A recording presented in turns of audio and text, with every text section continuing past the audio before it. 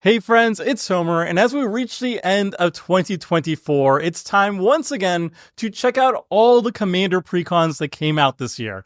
And fittingly, we have a nice 24 Commander Precons that were released this year, which is kind of cool for the end of 2024, but also kind of insane because that is a lot of product to talk about. So in this video, I'm going to go through every single Commander Precon, giving a rough overview of what the deck is about, how it plays, its goals, and then how well it achieves its goals in the stock list. So for rankings, at the very bottom, we've got C. Honestly, Precons are so good these days on average. I didn't see anything this year that is lower than a C, so C is the bottom, and then we go B and A, and then finally, top of the top is A+.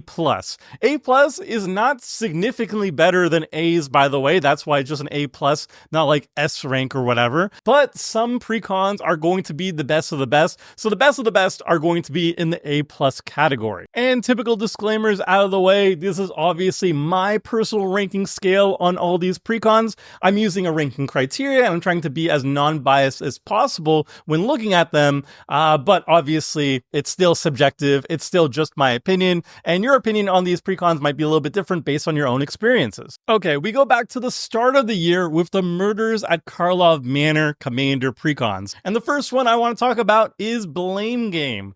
This is a Boros politics deck that is basically trying to get your opponents to kill each other on your behalf by forcing your opponent's creatures to attack each other. The current reprint value is $68, and the top two most expensive cards in the deck are Trouble in Pairs by a wide margin. It's $25. It's a Commander staple, one of the strongest cards printed in the year. I think the strongest card printed this year.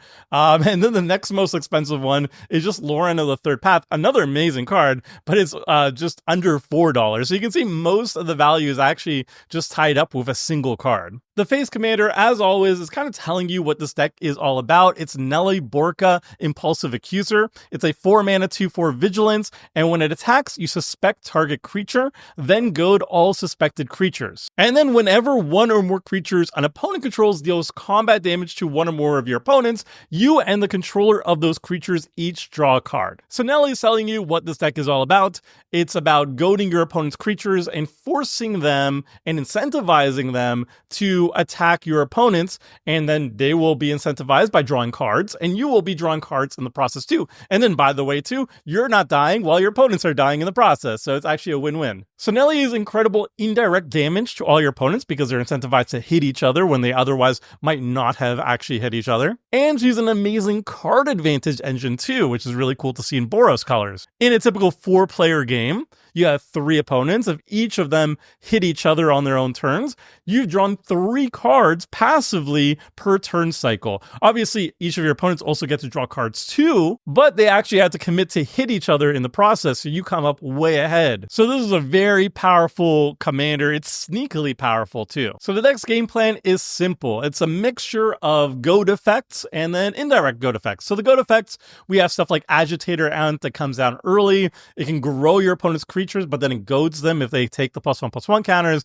We have the higher end goad effects like Havoc Eater, which becomes just a huge beater mid to late game. And then Spectacular Showdown is another way to just finish the game. Gives all your stuff double strike, all your opponent's stuff double strike, but also, by the way, everything's goaded, everything must attack. And then on top of the goad effects, you also have stuff that deters you from being the one attacked. So Ghostly Prison, obviously, nobody wants to pay the 2 for each time they want to attack you. Gisela, Blade of Gold Knight, is not only fantastic for you because it doubles your damage output, but also it halves the damage output you're receiving. So your opponents, there's no reason for them to really attack you. It's going to do basically no damage, but they do double damage to your mutual enemies, which is great. Same thing with Duelist Heritage.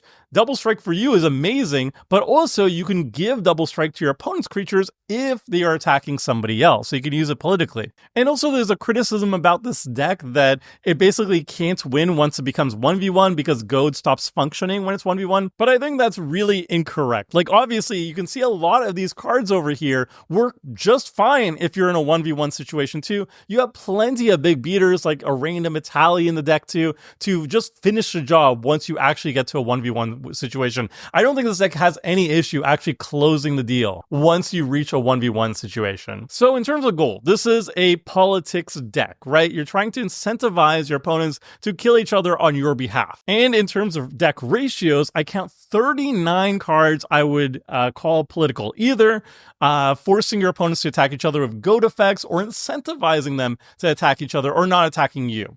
And there's no other sub-themes to mess around with the main goal of the deck. It's very focused on politics. Next, let's look at the deck ratios. Whenever I'm evaluating a commander deck, I use a little checklist, a little cheat sheet to make sure that the deck isn't missing something really important. Typically, I'm looking for 50 mana sources, lanes, and ramp, usually like a 37-13 split. Though honestly, these days, I can even go for even more mana in a deck. 10 sources of card draw, cards that net you 2 or more cards in hand, 8 targeted removal, about 3 board wipes, at least like 2 graveyard recursion, and at least 1 graveyard hate, and then finally at least 1 finisher, something you could play and then win the game on the same turn you cast it. Now again, this is just a rough checklist that I use to quickly skim through a deck to make sure that it's not missing anything glaringly important. Like, if the deck is running like 30 lands, I can be like, hey, there's not enough lands in this deck. Or if it has like 2 card draw spells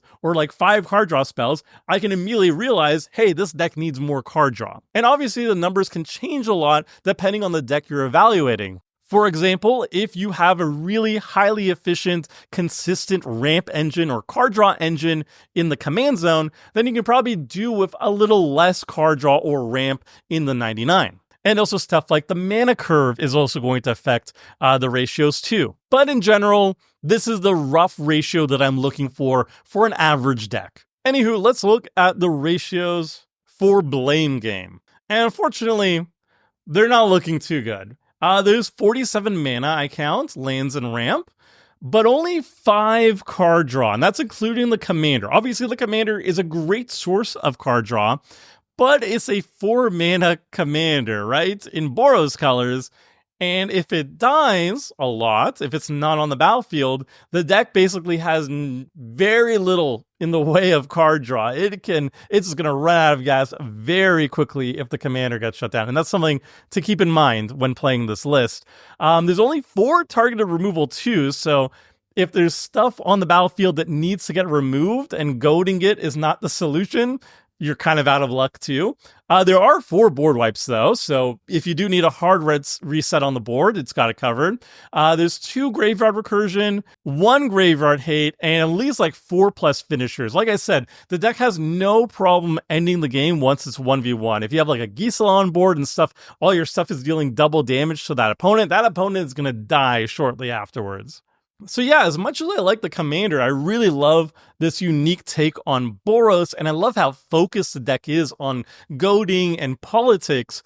The lack of card draw is really, really a downside on this deck. Like, obviously, if the commander comes out early and is doing its thing and nobody kills it, then you're golden, right? You're going to have a great time that game, especially in a combat-focused meta. But if your opponents are killing your commander, or if you're just at a table that is very creature-light, like, you're up against sacrifice decks or creatureless combo decks, then this deck just does nothing. It has no real answers to anything going on.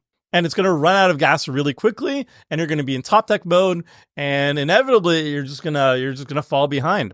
So with that said, as much as I like this deck and its theme, unfortunately I have to give it a B. It's really lacking in the card draw, and it really doesn't have a backup plan if its primary plan of like goading everybody and sticking the commander around doesn't pan out. And it also just doesn't have that many ways of protecting the commander too, and it's such an important part of the deck. If you are interested in this stock precon, this is definitely one that can get a huge power boost by just upgrading it like 10 or so cards. Just a little bit more card draw, a little bit more resiliency for the commander, some more protection, and you're golden.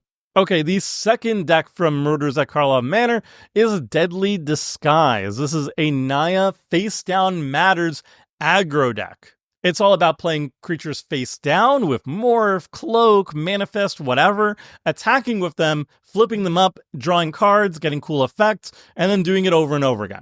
The current price is $69. Nice. And the top 2 most expensive cards, this is not the card versions you're going to see in the deck, obviously, but the 2 most expensive ones are going to be Jessica's Will at $19 and Seedboard Muse, which is under $7 currently. The commander is cost Eyes of the Glade. This is a 2-mana Naya commander, so it's a hybrid white, red, and green. For a 2/2 legendary creature drive detective, whenever a creature control that was face up this turn deals combat damage to a player, you draw a card, and you can tap it, turn target face down, attacking creature you control face up. So Kaos tells you what this deck is all about. It's all about face down creatures, it's all about attacking with them, and then Kaos not only gives you card draw for attacking with your face down creatures, but also flips them up for you, which is a huge mana discount because a lot of the face down creatures, they cost a lot of mana to flip them up. So it's both card draw and a lot of mana discount, a lot of ramp on a 2-drop, which is like ridiculously good. And Kaos kind of has to be ridiculously good because the face-down creatures are made for limited. They're not really made for Commander, so they really need a power boost in order to make them viable in Commander, and that's why Kaos is so strong. Once you do have Kaos on the battlefield and you're flipping up your face-down creatures, stuff like Den Protector is going to be amazing. It's just like an Eternal Witness. Bolt Bender is just a bolt bend on the creature. It's fantastic. Resiliency, protection, and then you can just like flip up a random 2/2, and then bam, it's a Carousing Cloud Scraper, and it's hitting you for 13 damage. And oh, by the way, you draw a card off Kaos, which is pretty hilarious. And then the rest of the deck is just supporting your face-down archetype. So Veiled Ascension makes all your face-down creatures fly, and it also cloaks the top card of your library, so you got more face-down creatures. Panoptic Projector allows you to cast your face-down creatures for less mana, and also doubles their triggered abilities, and True Identity is card draw for your face-down creatures. All amazing things for the deck. Now, to achieve its goals, I count 31 face-down card producers, which is a mix of like Morph, Cloak, and Manifest, and then 12 face-down support cards. And then there's no other real sub-themes going on. It's just about face-down attacking. Face-down creatures, aggro. And I love it. I love how focused this Commander deck is. In terms of ratios, we've got 50 mana sources, 15 card draw, 8 targeted removal, 4 board wipes, 2 graveyard recursion, 0 graveyard hate, and at least like 4+ finishers. We've seen like the Crowdscaper, that's 13/13, but there's also Anthems. There's so many ways to close out the game. Now, before I get to my ranking, I want to say that a lot of people think this deck actually sucks, and the only reason why they think it sucks is because they're playing it poorly. That's right, I'm saying this is a skill issue. So when I see Commander gameplay with Kaos in like the Precon battles or whatever, or even like out in the wild in LGSs or whatever, I notice that people always just like flood the board with face down creatures, and then they get board wiped, and then they complain that they're out of gas and their deck did nothing. And that's not how you play the deck. The whole point of the deck is to get your commander out on the battlefield, play a face-down creature, attack with the face-down creature, flip it up, draw a card, get the value out of the face-down creature, and then you play another face-down creature. You repeat the process over and over, one at a time. But first, you gotta flip them up. If you flood the board with face-down creatures without flipping them up, well, yeah, you're gonna get blown out by a board wipe, and you're gonna think the deck sucks. But that's not how you're supposed to play it. Kaos costs 2 freaking mana for a reason. You're supposed to get out your commander. So all of that is to say, Deadly Disguise is definitely an A in my book. It's a very well-focused deck. It's only on Morph and Aggro, and the ratios are looking great. There's a lot of really good cards over here, a lot of good new cards over here, and reprints. And yeah, out of my experiences, it's a very consistent deck. The Commander is just a 2-drop, so it's incredibly reliable. All you got to do is play correctly, though. If you play it poorly, the deck is going to underperform so badly. You gotta flip up your face-down creatures before you play more of them. And if you do that, I promise you, it's going to do pretty okay. All right, we move on to Deep Clue C, which is the Bant Clue/Token/Draw Matters Commander deck. This is all about making tokens mostly clues, like investigating, making clue tokens, drawing cards off those clue tokens, and getting value off them different ways. And then also there is a small but significant draw matters sub-theme that is also going to act as the finisher for the deck. And I'll show you how in a second. The current price is $53. The two most expensive cards that are reprints are Farewell at $5 and Coma, which is very close to $6. The face commander is Morska, Undersea Sleuth. This is a 3-mana Bance 2/3 legendary creature, Vidalcan Fish Detective. You have no maximum hand size. At the beginning of your upkeep, investigate. And whenever you draw your second card each turn, put 2+1/+1 counters on Morska. So Morska is not a flashy commander. It's a very consistent value commander that can double as a finisher as the game goes. It starts as like a very good blocker because it grows pretty quickly, pretty consistently. And then eventually it's going to be big enough that it can start, really putting lethal damage on your opponents. But it is not an explosive commander. It's not an insane value engine or anything like that. Just every single upkeep is going to make you a clue, and it's going to grow pretty consistently and no maximum hand size. That's good value for 3-drop. It's not exciting. It's a pretty boring commander in my opinion, but it's very consistent. It doesn't require hoops to jump through. It's always going to do what it's supposed to do every single turn, which is in a way kind of cool. Now the rest of the deck is primarily focused on making clue tokens and other type of tokens. Lonus, for example, whenever you make a creature, you investigate. Tireless Tracker investigates when you have landfall. And Adrix and Nev just says, hey, we get to make more tokens when you're making tokens. It's all good. And we also have other token synergy payoffs. Stuff like Essex turns our tokens into other things, which is very cool. Junkwiner just taps down all of our opponent's stuff, also very oppressive. And Merchant of Truth can turn all of our clue tokens into a lethal pump effect for our lone attackers. Now, in terms of goals, it's primarily a token deck. There are 28 token makers in the deck. There are 24 token payoffs.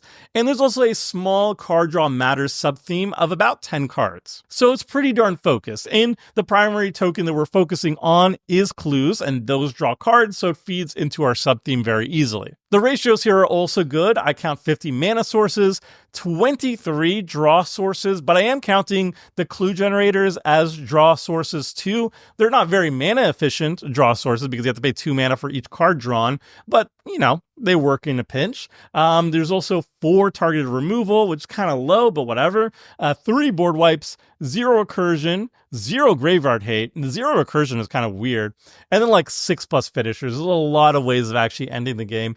Morska can just deal commander damage later on. There's stuff that pumps all your stuff equals to the card drawn. There's stuff that animates all your clues into creatures and you punch face with them. There's a lot of ways of ending the game. So overall, I'm going to give this one also an A. I think the commander is kind of on the weak side. It's incredibly consistent.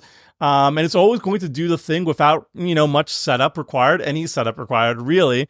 But it is kind of lackluster compared to the other things we're going to be talking about. However, the 99 is really, really solid. There's a lot of fantastic reprints in the deck. Obviously, going Bance Clue tokens is just a powerful archetype in general. It has lots of ways of closing out the game. The interaction's a little bit lacking, but overall, it's a solid A. The last deck from the set is Revenant Recon, which is Dimir Surveil Reanimator. Basically, we're going to be using Surveil cards to fill our graveyard with nice, juicy Reanimator targets, and we also have some cool Surveil payoffs too. So just the act of surveilling, which is already nice on its own, gets some cool payoffs in this deck too. The deck is currently $63, and the 2 most expensive reprints are Necromancy at $6 and Toxic Deluge, also around $6. So really, really nice staple reprints in this deck. There's also I think it was Animate Dead or Reanimate in the deck too. So there's some really good ones here. The commander is also really, really impressive. This is Mirko, Obsessive Theorist. This is a 3-mana Dimir 1/3 legendary creature vampire detective. It has flying and vigilance, and whenever you surveil, you put a +1/+1 counter on Mirko, and at the beginning of your end step, you may return target creature card with power less than Mirko's from your graveyard to the battlefield with a finality counter on it. Finality counter is a counter that says, if there's a finality counter on this creature, or this permanent, if it will go to the graveyard, you exile it instead. So you can't just keep reanimating the same thing over and over again. If it has finality counter on it, it's going to go to the exile zone instead of the graveyard. Now, Mirko is a super mana efficient reanimator engine, right? At the beginning of your first end step, so the first turn you cast Mirko and it's on the battlefield, you can start reanimating immediately for no mana. As long as there's a creature card with power less than Mirko's in the graveyard, you can start reanimating and having fun with it. Now, Mirko just has 1 power initially, but this deck is loaded with Surveil cards that are going to be growing Mirko, and there's going to be some really high impact creatures in this deck that have low power that are going to be easy reanimation targets for Mirko as well. And I think out of all 4, I think Mirko is the strongest of the bunch. So the 99 has a bunch of Surveil cards. So there's stuff like Consider, Unshakable Tail, and Case of the Shifting Visage. All really good ways of just mana efficiently surveilling over and over to get those Mirko triggers and getting stuff in the graveyard. And obviously making sure we draw the good parts of our deck and just throw out the chaff into the graveyard and not draw them instead. And the rest of the deck is there's a couple Surveil payoffs, like Disinformation Campaign is a fantastic Surveil payoff, just repeatedly drawing cards and making all of our opponents discard. There's a lot of bad Surveil payoffs in the deck too, but there's a couple good ones, and Disinformation Campaign is one of the good ones. But the more juicy things about surveilling is that we start putting really cool reanimation targets in the graveyard that we can get back with Mirko, or with other reanimation spells like Reanimate, which is also printed in this deck.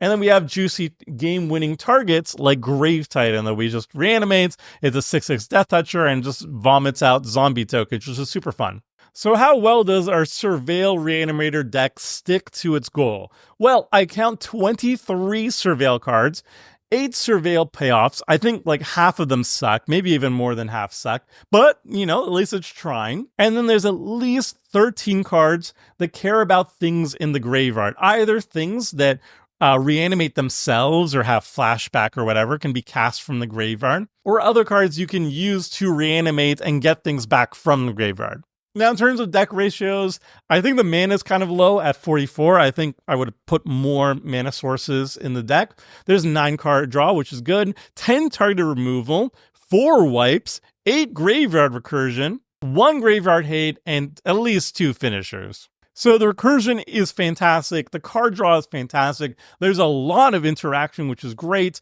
The only thing that is kind of lacking is, the mana sources. But I mean, overall, the ratios are quite solid here. So if all those things considered, I would put Mirko at the top of A currently. I think out of the 4 Karlov Manor Precons, I think this is overall the strongest. This is very well solidly built. The commander is incredibly strong. There's a couple bad cards, obviously. Like all the Precons have some bad cards in them. The Surveil payoffs, some of them are really, really bad, but the Surveil cards all by themselves are going to be quite solid. So we move to the next set of the year, which is the Fallout Commander Precons. And we kick things off with Science, which is the Jeskai Artifact Energy deck. Now, this is primarily an artifact deck, but it has a very strong energy theme going on alongside it. The deck is currently $59, and the 2 most expensive cards are Nuka-Cola Vending Machine, which is actually not that great in this deck, but it is a very powerful card in other decks, and it's currently near $15. And then there's Lightning Greaves, which is $5, and it gets reprinted all the time. It got reprinted a lot this year, spoiler alert. But it's always $5. Everybody loves Lightning Greaves. They can't get enough of them. Our commander, Dr. Madison Lee, is a fantastic leader for the deck. This is a Jeskai commander, so it's just 3 mana for blue, red, and white. 2/3 legendary creature human scientist. Whenever you cast an artifact spell, you get an energy counter. And then she has 3 tap abilities. The first one, you pay 1 energy. Target creature gets +1/+0 and gains trample and haste until end of turn.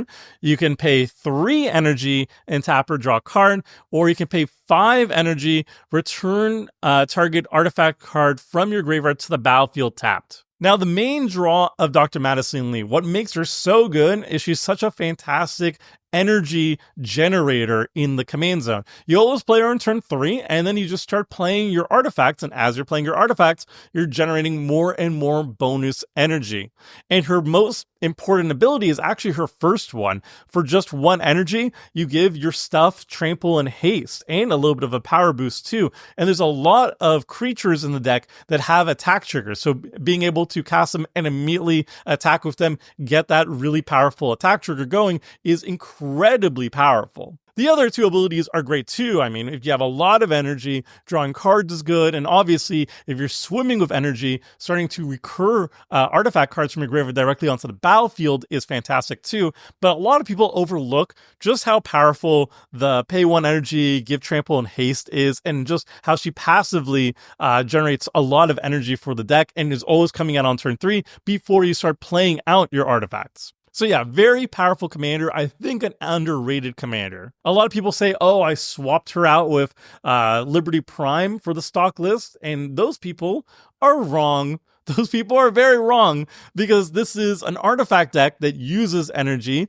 and the Liberty Prime thing is like a Voltron deck that very awkwardly generates energy, isn't really meant for that. You really want to have like more powerful energy generators in the 99 instead, and it's more of a Voltron deck. The stock list is not really set up for that. Dr. Madison Lee is what it's set up for. If you like big robots, then obviously more power to you, but if you're looking for what's optimal, Dr. Madison Lee is the commander for the stock list. Okay, so the rest of the deck is all about mostly artifact creatures, honestly, and artifacts in general, and stuff that makes energy. Basically, all these cards, generate some amount of energy on their own, and then they have some way of spending that energy too. So like Assaultron Dominator, it just makes your attacking artifact creatures bigger and scarier. Automated Assembly Line also generates a lot of energy as you're dealing combat damage, attacking focused, and then it can make more artifact creatures.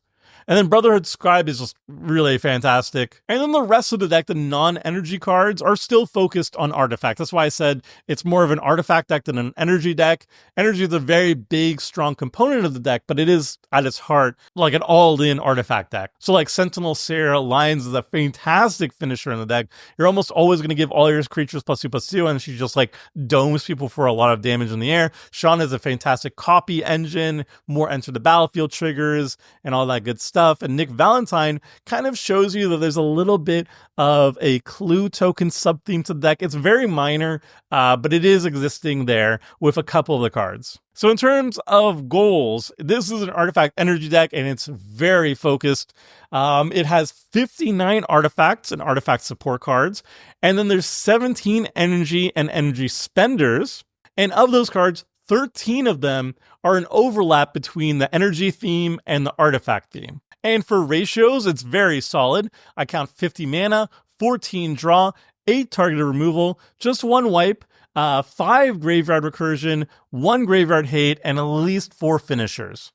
Now, this deck is incredibly impressive. It's a little bit slow going. However, this is an easy A+ for me. I don't even like Fallout. I've never played any of the Fallout games. I've watched a TV show, which I enjoyed, I guess, but that was after the Precons came out, I believe. But yeah, I think it's just an incredibly well done Precon. It's very focused on its themes. It's an artifact deck with a really strong energy theme. There's a lot of banger cards here. I'm blown away by it. It's definitely a top tier all-timer for me. And then we've got, I think, my personal favorite Precon of the entire year, the one that if I had to keep playing over and over again, this would be the stock list I would keep grabbing for. It's Mutant Menace. It's a Sultai counters matters deck, and it's focused on 2 types of counters. It's focused on rad counters, which is a new mechanic with Fallout. Rad counters mill the person that are afflicted with the radiation and also drains them of life. And then the other counter type is +1/+1 counters. And there's a lot of overlap between the two in this deck, which is really cool. The current price is $76, and the 2 most expensive cards are currently Power Fist at about $9.50 and Guardian Project, which is $7. The face commander is my boy, the Wise Mothman. It's a 4 mana Sultai, 3/3 legendary creature, insect mutant. It has flying, and whenever it enters the battlefield or attacks, each player gets a rad counter. And whenever one or more non-land cards are milled, put a +1/+1 counter on each of up to X target creatures, where X is the number of non-land cards milled this way. So the Mothman, it's putting rad counters on everything, which a lot of cards care about. That's great. And then whenever things are being milled by the rad counters or other cards, you get to put a bunch of +1/+1 counters on all your creatures, making them super, super huge. And so it ties in both the themes together. It ties in rad counters with the self-milling, with the +1/+1 counters. It all works out perfectly together with the Wise Mothman. I love it. And the rest of the deck is mostly focused on two things. Like I said, rad counters and +1/+1 counters. So there's a lot of creatures here and spells that will just incidentally put rad counters on you or everybody at the table. Stuff like Screeching Scorch Beast and Strong and Tato Farmer. And then they're going to be doing things with those rad counters. So for example, rad counters makes everybody mill. So Screeching Scorch Beast, whenever you're milling, you have a chance of making 2/2 zombie creature tokens, which is awesome. Strong turns the life lost from rad into actually life gain, which is cool. And Tato Farmer allows you to actually ramp by taking the lanes you milled with the rad counters and putting them directly onto the battlefield. And then the other theme is +1/+1 counters. So you see stuff like Feral Ghoul getting +1/+1 counters. There's even like sagas and stuff like Vault 87 that will also put +1/+1 counters on stuff. And then tying all these counters together are proliferate cards like Radstorm, which is a terrifically powerful new card. Just proliferates a whole bunch, proliferates your rad counters, proliferates the +1/+1 counters, even the saga counters, all of them, the lore counters, all of them gets proliferated. It's great. In terms of deck goals, I count 19 rad counter generators, 22 +1/+1 counter generators, 16 counter support cards. So stuff that just like add more counters to things or proliferates. There's also 10 mill support cards, so a byproduct of all the rad counters, and then only 4 mutant support cards. Like I said, it's a very small sub-theme. And then for deck ratios, I see 50 mana, 10 card draw, 6 target removal, 2 board wipes, 4 recursion, 0 graveyard hate, and 1 finisher. Good ratios all around. All right, this is an easy one for me. This is another A+. I think this is a very well-focused deck. It's a very unique style of deck too. This is the first time we've seen rad counters. I think it plays amazingly. It has really good fundamentals. The commander's very strong too. I love it. I love it. And obviously I'm biased because I love the playstyle of this deck a whole bunch, but I think this is an all-timer in terms of precon, for power level, for everything. The next Fallout deck is Hail Caesar. This is Mardu, combat-focused, tokens-focused aristocrats. That's how I would have to label it. It also has a bit of a human sub-theme. It has a lot going on, but what you have to really know about this deck is all about Mardu, all about attacking, and all about sacrificing things for value. That's what it comes down to. The current list is $59. The 2 most expensive cards currently are Skullclamp at $650 and Luck Bobblehead at $470. I'm actually surprised that Luck Bobblehead is that expensive. I didn't think there'd be that many people excited for this card. It's kind of very mid, honestly, but you know what? Cool. And the commander is such a powerhouse. Caesar, Legion's Emperor, is a 4-mana Mardu, 4/4 legendary creature, human soldier, and it says whenever you attack, it doesn't have to be with Caesar, just whenever you attack, period, you may sacrifice another creature. When you do, choose 2.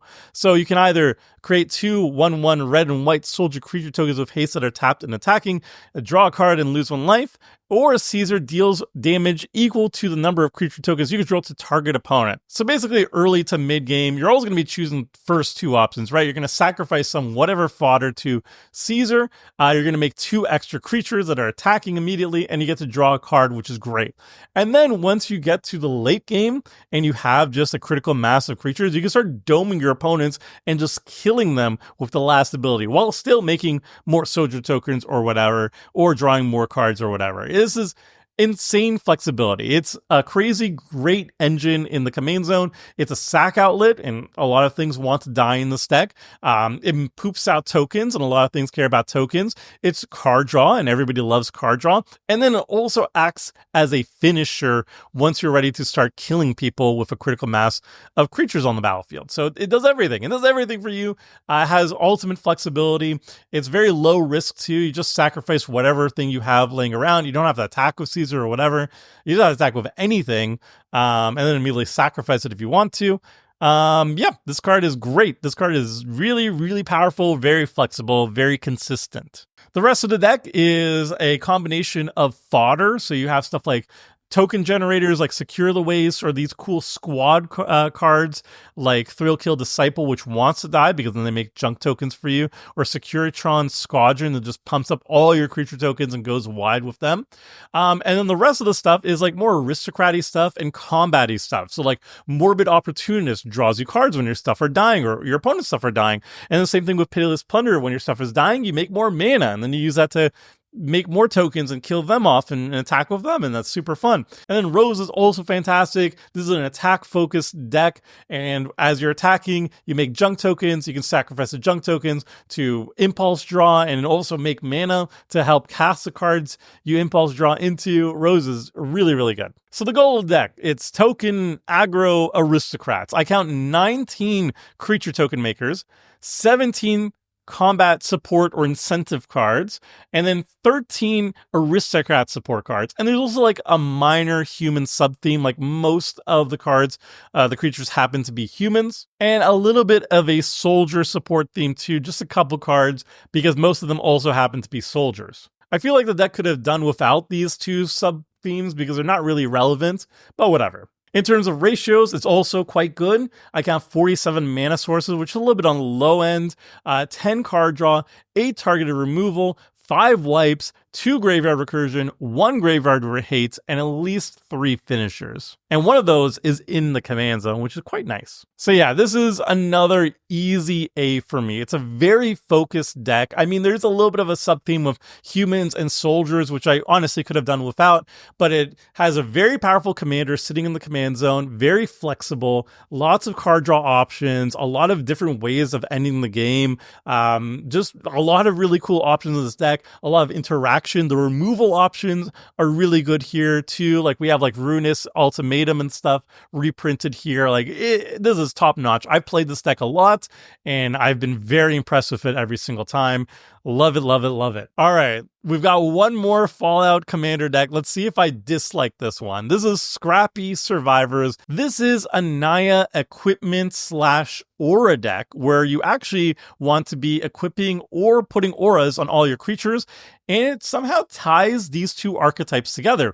Equipment decks exist, aura decks exist, but this deck actually tries to overlap both and try to give you benefits for running both cards in the same deck. So it's currently $83, and the two most expensive cards, an old favorite, Heroic Intervention at $10, and then Codsworth is also creeping up to $10. It's unique to this deck, and it benefits both auras and equipments, and also gives our commander Ward 2, which is nice. So our commander is Dogmeat, Ever Loyal. This is a 3-mana Naya 3/3 legendary creature dog, best boy. When Dogmeat enters the battlefield, mill 5 cards, then return an aura or equipment card from your graveyard to your hand, and whenever a creature you control that's enchanted or equipped attacks, create a junk token. So Dogmeat kind of shows you what this deck is all about. It's about auras and equipments, and Dogmeat might make you think, hey, this might be about self-milling. It's not. Or, hey, this might be a junk deck. It is definitely not. The junk is just there to generate card advantage for you. I don't think there's like any cards here that actually help or synergize with junk at all. It's just a nice source of card advantage. And that's all it really needs to be anyway, whatever. So the rest of the deck is a mixture of aura cards and equipment cards. So stuff like Well Rested, drawing you cards, growing your creatures, Pip-Boy, which does a billion different things, and Sticky Fingers, which, gives something menace and creates treasures. And then when the creature eventually dies, you get to draw a card. So it's a mixture of both equipments and auras. And the way we blend these two together is mostly with brand new cards, honestly. Not a lot of reprint cards here for it. Armory Paladin, just, card advantage whenever you're playing an equipment or an aura. Super Mutant Scavenger returns both equipments or auras from the graveyard back to your hand. And Strong Back just benefits whatever the enchanted creature is for both auras and equipments. So that's kind of cool. So for the goal of this deck, which is blending equipments and auras in the same deck, we have 14 equipments, 14 auras, 2 aura support cards, and 2 equipment support cards, which kind of seem a little bit weird here because they only help auras and they only help equipments, and there's not a lot of either of those, so it's a little bit inconsistent. But there are 15 cards that help both equipments and auras, so that's really good. And then there's 7 junk token generators, but there's nothing that actually like specializes in junk or supports junk in general. It's just a cool source of card advantage, and it's flavorful, I guess. And then for deck ratios, I count 53 mana sources, 10 card draw, 3 wipes, 4 graveyard recursion, 1 graveyard hate, and at least 2 or more finishers, depending how you define them. All right, surprise, surprise. I'm putting Dog Meat, Scrappy Survivors also in the A category. It's so good. The commander is really strong. It's a great source of card advantage. This for just 3 mana, so it's super consistent. It blends both equipments and auras together in a great way, mostly with brand new cards. It's just a really powerful, consistent stock list. The only thing I would say as a word of caution is it's kind of awkward to upgrade this list because traditionally equipment decks and aura decks are their own decks. You don't want to have both blended in together. And there's not a lot of upgrade potential to continue blending them together, really. Like you can make your equipments better, you can make your auras better, but there's not a lot of support cards that help both auras and equipments that are not already in the deck. So that's something to keep in mind. If you do want to upgrade this deck more heavily, you're probably going to have to pick a lane. But yeah, as stock lists, all 4 of these Fallout Precons are just top tier. There's some of the best Precons I've ever seen. Amazing ratios, powerful commanders, really focused, lots of interaction. Love it. They're all great. We move from Fallout to Outlaws, a Thunder Junction with 4 more Precons, and we're going to be starting with Desert Bloom. This is the Naya Desert deck. So it's all about deserts, and that means a lot of self-milling and a lot of lands mattering, but specifically deserts mattering. So it is a $50 deck currently, and the 2 most expensive cards are Oracle of Boldio at $7 and Ancient Green Warden at $5. The commander of the deck is Yuma, Proud Protector. It is an 8-mana Naya 6/6 legendary creature human ranger. However, this spell costs 1 less to cast for each land in your graveyard. So it can cost as little as 3 mana to cast and recast over and over again if you have enough lands in your graveyard to do so. And then whenever Yuma enters the battlefield or attacks, you may sacrifice a land. If you do, draw a card. And whenever a desert card is put into your graveyard from anywhere, create a 4/2 green plant warrior creature token with reach. So Yuma tells you exactly what this deck is all up to. It's about having lands in your graveyard, especially deserts, because first of all, it can cost less the more lands you have in the graveyard. You can sacrifice them to draw cards, which is quite nice. And then whenever your lands are going into the graveyard, your deserts are going into the graveyard from anywhere. Even if you sacrifice them or you mill them or whatever, you get to make an army of 4/2 plant warrior creature tokens with reach even, which is very powerful. So this is an incredibly resilient commander. The more lands you have into the graveyard, the more often you can keep casting and recasting Yuma, no matter how many times your opponents kill it. It draws you cards, putting lands into the graveyard, and then, allowing you to reanimate them, recur them however you want. And it's also a finisher because it provides inevitability. As you continually put deserts in your graveyard from anywhere, you can just put a huge army of 4/2s onto the battlefield. And eventually your opponents are all going to die. So this commander is very strong. It provides inevitability to the deck. It's a very slow commander, obviously. Like it's kind of like something you're going to be casting on turn 5 or so. But as the game keeps going, Yuma keeps getting better and better because you can just keep recasting it easily. And it's a card draw engine. It turns your excess lands into draw, and it just provides an inevitable army to the deck. So the bulk of the deck is desert mattering, right? So we're going to have a bunch of deserts in the deck. Most of them kind of suck, but there are some really good ones like Cactus Preserve, which is kind of like a tapped reflecting pool that doubles as a big creature. Dune Chanter turns all your other lands into deserts as well. And then you can also tap it to mill, and it also even mana fixes for you. It mills, so it triggers Yuma, it puts lands into the graveyard, it does all those good things the deck wants to be doing. And then there's other ways of putting your deserts into the graveyard too. For example, Springbloom Druid is just a ramp card, but in this deck, you can like sacrifice whatever land, a desert ideally, to trigger a bunch of other things, ramp you in the same time too. And then once we're doing all our ramping and putting lands into the graveyard, specifically deserts, Hazazon, Shaper of Sand, which is, I think, people's favorite Naya desert commander. It's in the 99. You can just put it in the command zone if you really want to, but it's in the 99 too, and it can play deserts that you put into the graveyard, put them directly onto the battlefield from there. And then whenever deserts are entering the battlefield, you're also making a bunch of creature tokens as well. So it's like the flip side of Yuma, I guess. And then there's other things that, are fueled by desert power, like Cataclysmic Prospecting, which make a bunch of tapped treasure tokens as you cast it to wipe out all creatures. And then it also does typical lanefall things too. So your classic Avenger of Zendikar as a top end is here as well. In terms of deck goals, I count 10 cards that ramp lands from the library or hand, 16 ways of putting lands into the graveyard, 13 ways of recurring lands, 6 lands in graveyard payoff cards, like ways of reanimating them, mass recurring them or whatever, 5 landfall payoffs, 17 deserts, and only 4 desert payoffs. But I mean, it's a relatively new mechanic, so there's not going to be a lot of them available. In terms of ratios, it is very, I will say, unique. There's 71 mana sources that I count. There's 9 sources of draw, but I'm counting the looting effects as draw, and most of the draw effects are looting. And the reason why I count them as draw effects is there's 18 recursion spells. So the idea is to play a looter, discard a bunch of lands, and then utilize your recursion abilities to return those lands onto the battlefield. So it kind of turns it into card draw. There's 8 targeted removal, 3 board wipes, 1 graveyard hate, and at least 1 finisher. This deck is not about ending the game all at once. It's about just vomiting out a lot of tokens, passing the turn, and then seeing if your opponents can answer you. Now, in terms of ranking Desert Bloom, I will say the deck is pretty darn slow, and it is lacking good card draw, and there's a lot of weird bad cards kind of taking up space in the deck. I think the commander's very strong. Obviously, Hazazon's very strong too.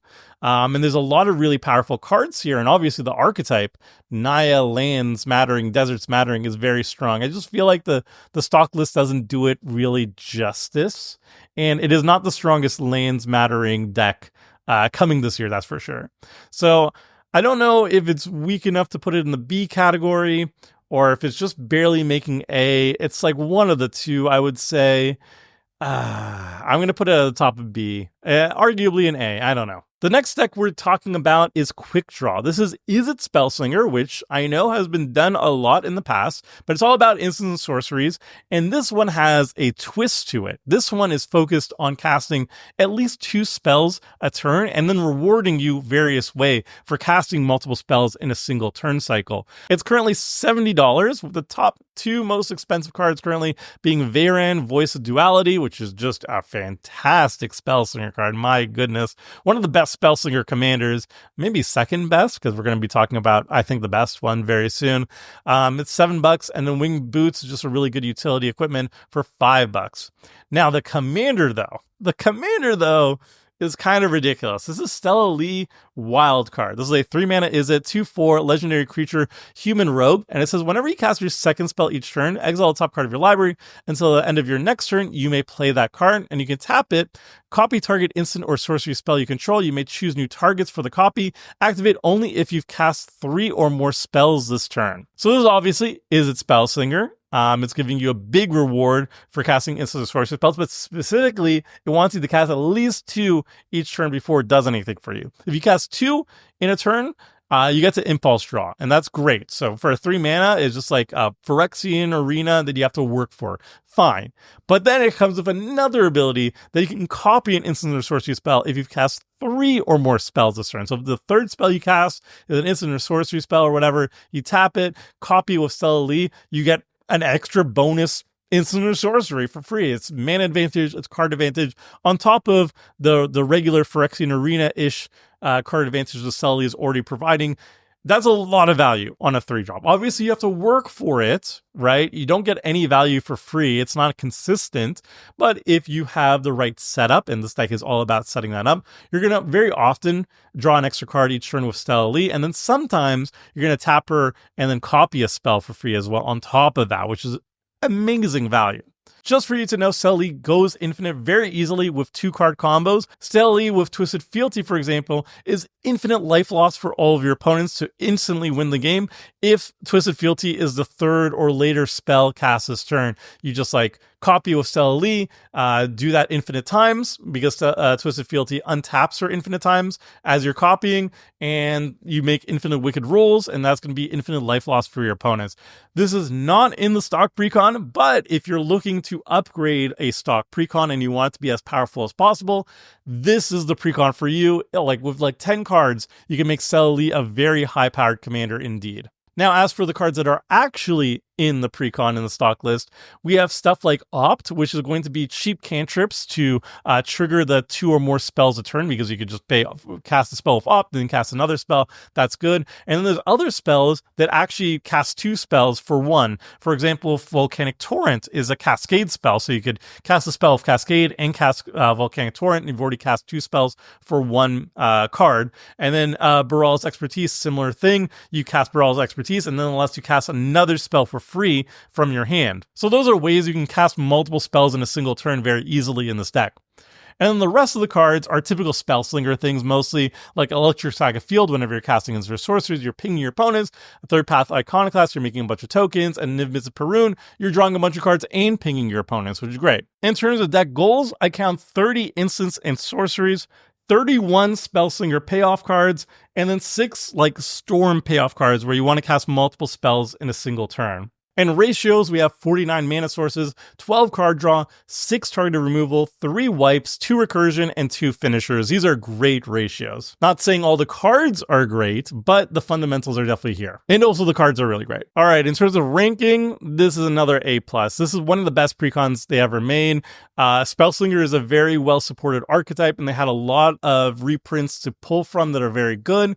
It is a little bit on the slow side, I would say. Like that the precon just takes a while to get going, but once it does, it is value town all the way down, and our commander is very, very strong. Obviously, if you want to upgrade her, she becomes the best upgrade option out of all of these easily. With just like 10 cards, she's going to blow all these other decks out of the water. But stock list wise is a little bit slow, no infinites or whatever. I'm going to put her in A+. Put her in A+, yep. Next, we've got Grand Larceny, the Sultai Theft deck. This is all about stealing cards from the top of your opponent's libraries and then casting them for value. It's also an aggro-focused theft deck, which means it's focusing on evasive creatures that can sneak past blockers and deal combat damage to them, and then usually the combat damage is how you're going to be stealing cards from their library too. It's currently $64, and the 2 most expensive reprints are 3 Visits at $5 and Mind's Dilation also at $5. The commander is Gaunty Canny Inquisitor. It's a 5-mana Sultai 5/5 legendary creature, Aetherborn Rogue, and it sells spells you cast but don't own, costs 1 less to cast.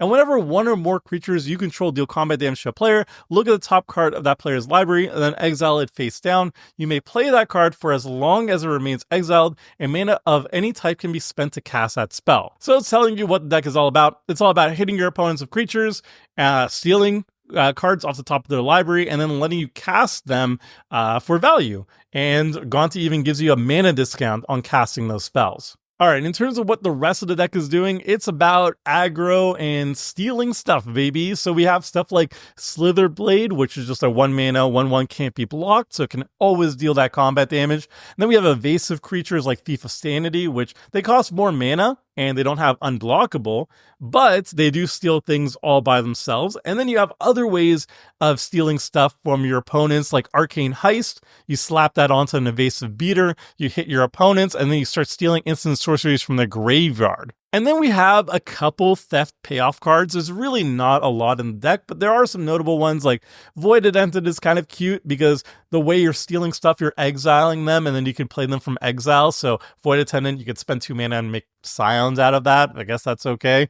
Thieving Varmint's really good. Is a 2 mana mana dork that tests for 2, but only for theft spells. And Thieving Amalgam is also a really cool thematic choice here too. And then in terms of goals, we have for evasive theft, we have 20 evasive cards, 11 evasion/combat payoffs, 25 theft cards, and then 8 theft payoffs. And for ratios, I count 53 mana, 23 draw, 9 targeted removal, 3 wipes, 2 recursion, 1 graveyard hate, and no real finishers. I'm assuming the main goal of the deck is to just like steal your opponent's stuff and hope you find a finisher from them. I guess maybe Thieving Amalgam can count. I don't know. Not really. So yeah, power-wise, I would actually say this deck is pretty weak. Like, I love what this deck is trying to do. It's trying to do something very unique.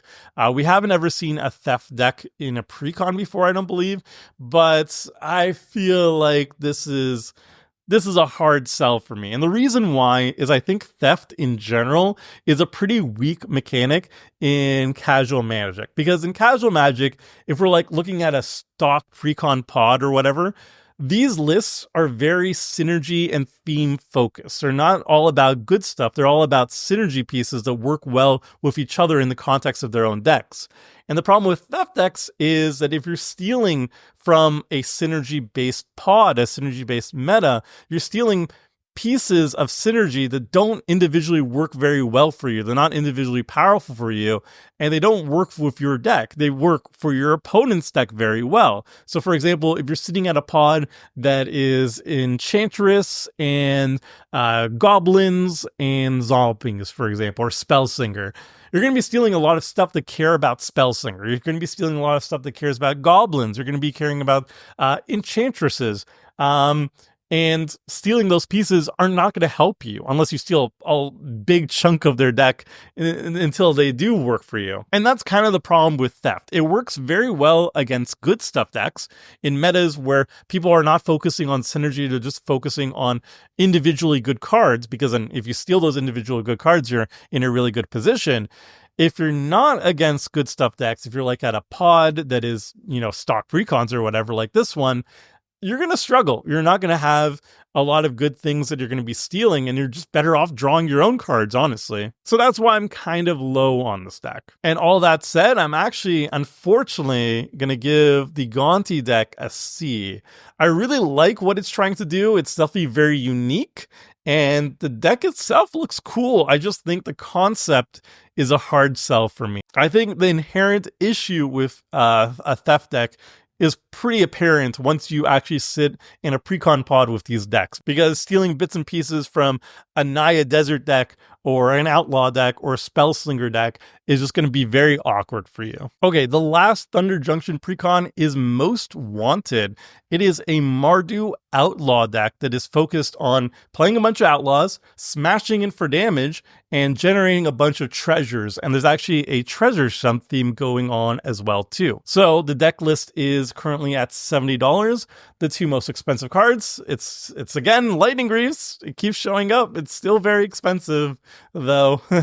And then Boros Charm, which is only like $3 to $4. It's fine. The face commander is Olivia Opulent Outlaw. This is a 4-mana Mardu, 3/3 legendary creature vampire assassin.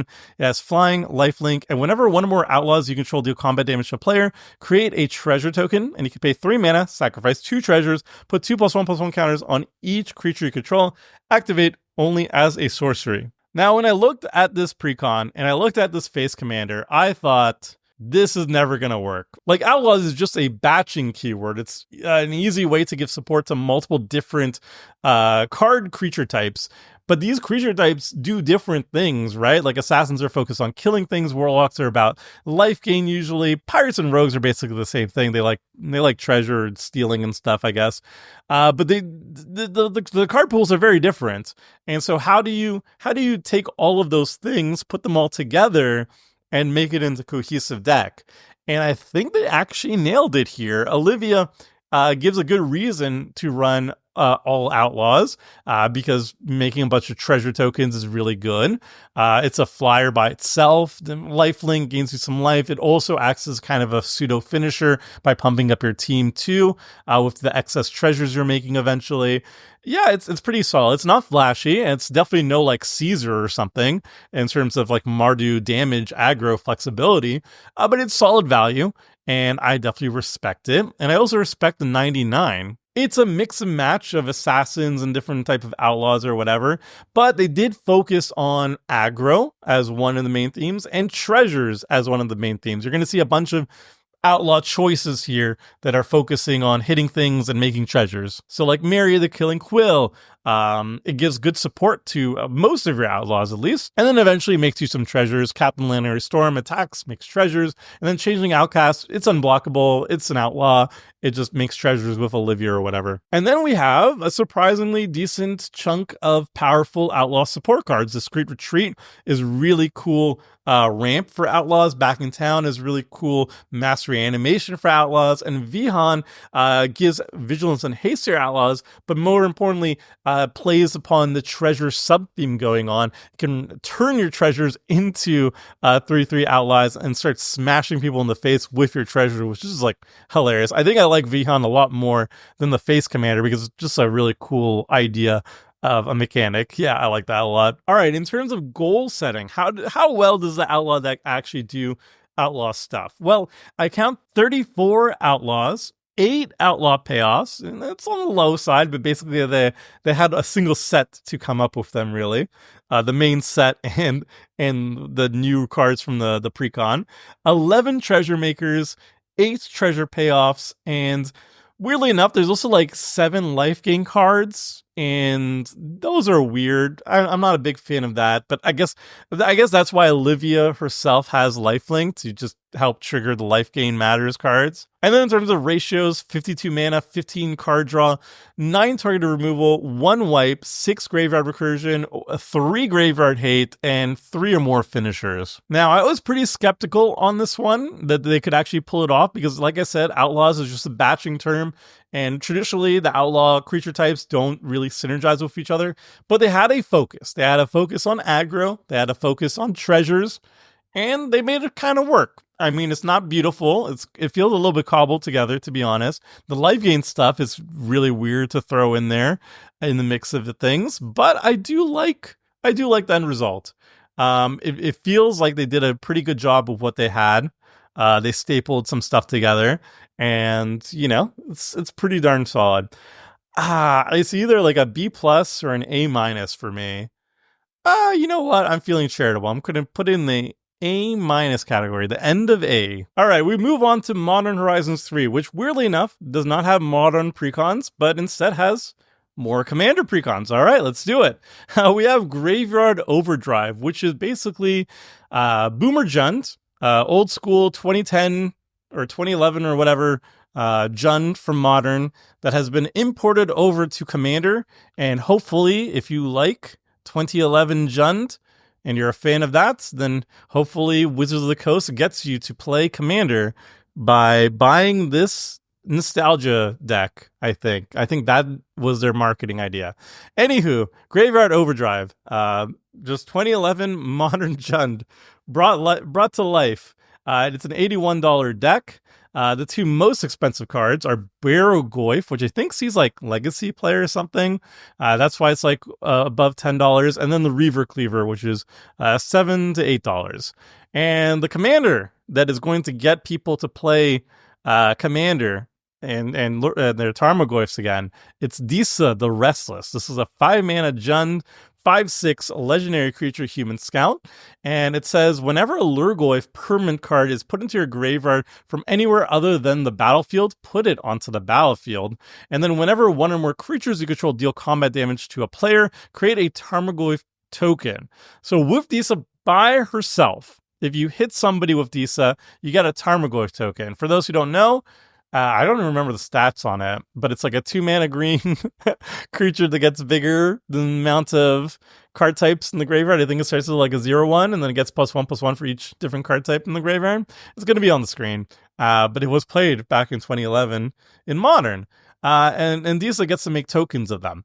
And if you hit multiple opponents, all 3 opponents, for example, you can make 3 Tarmogoyf tokens. And then on top of that, if you're milling Lurgoyf permanents from the graveyard, from anywhere, then you put them onto the battlefield, which is very powerful. So it'd be really cool to see how many Lurgoyfs this deck runs. We'll find out soon.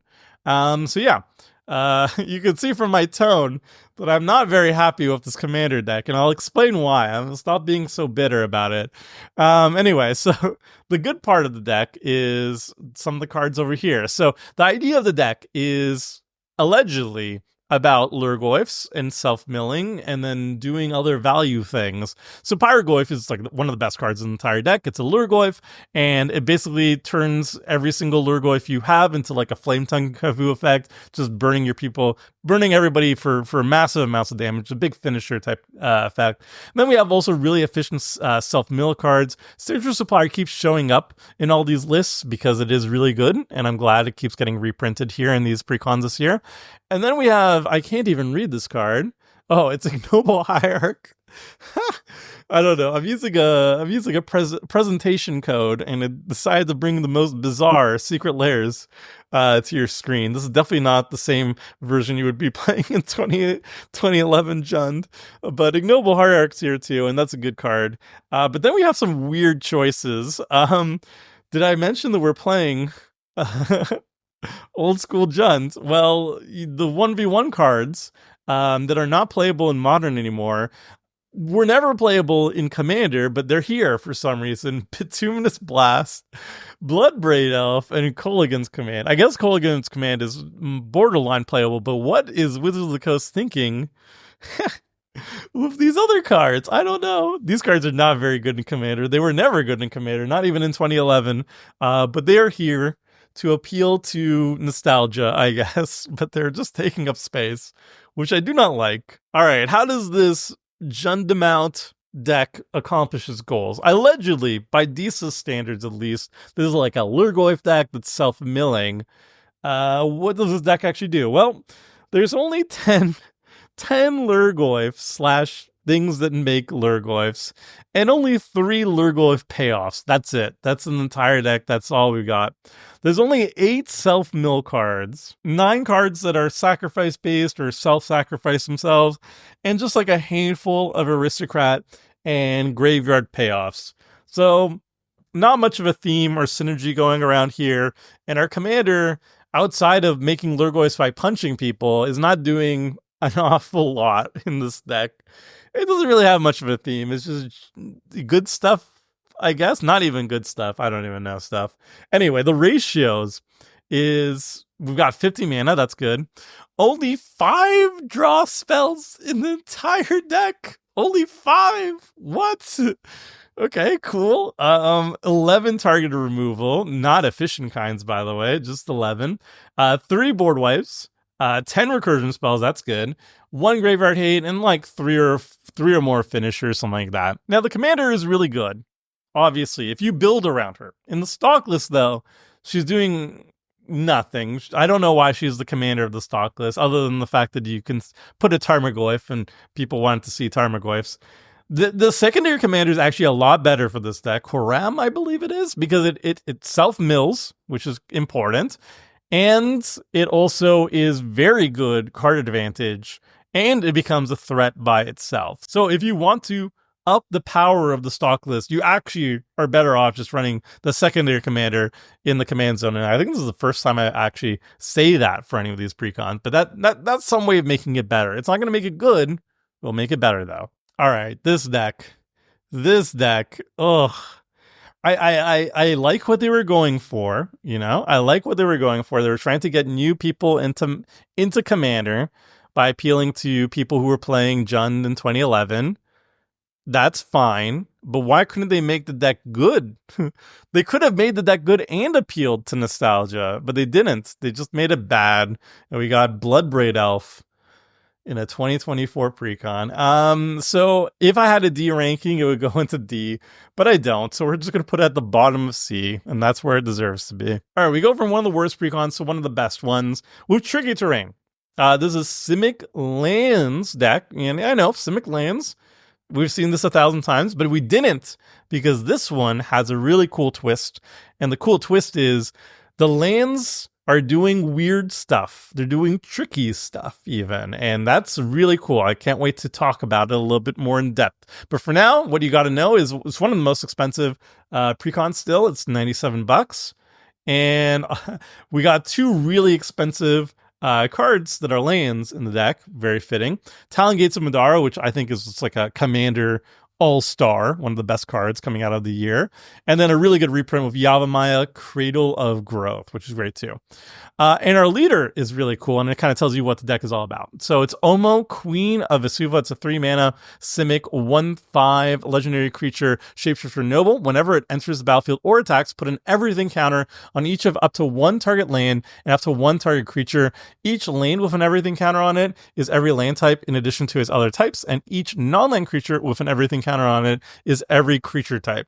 So basically, it can turn your creatures into changelings and then kind of turn your lands into changelings, except, for lands, the land equivalent, everything equivalent.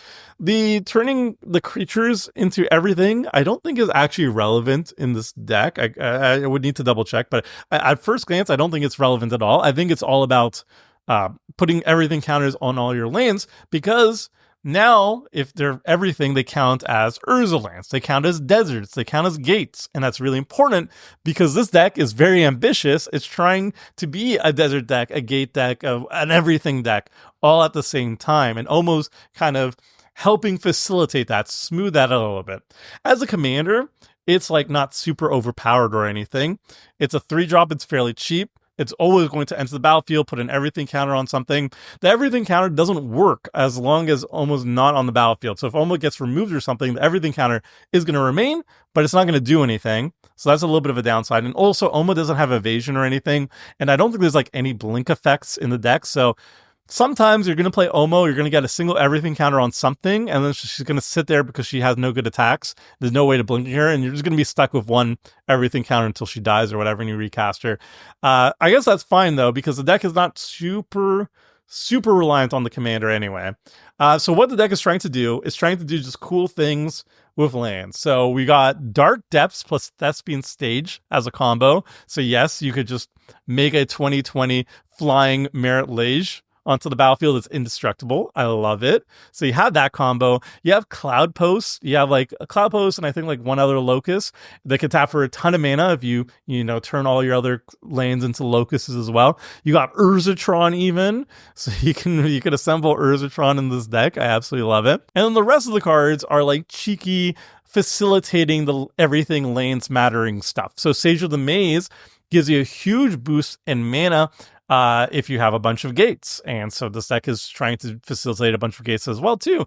Our Promise is trying to find these like land combos in your deck. And this is the only precon that I can think of in recent memory that has tutors that are non-basic land tutors. So this one specifically runs a bunch of land tutors to help set up your land combos or whatever. So you have Our Promise, you have Sylvan Scrying, you have a bunch of these, which is actually kind of not nice for new players. This is not a friendly precon for new players, but for more experienced players, it's very welcomed.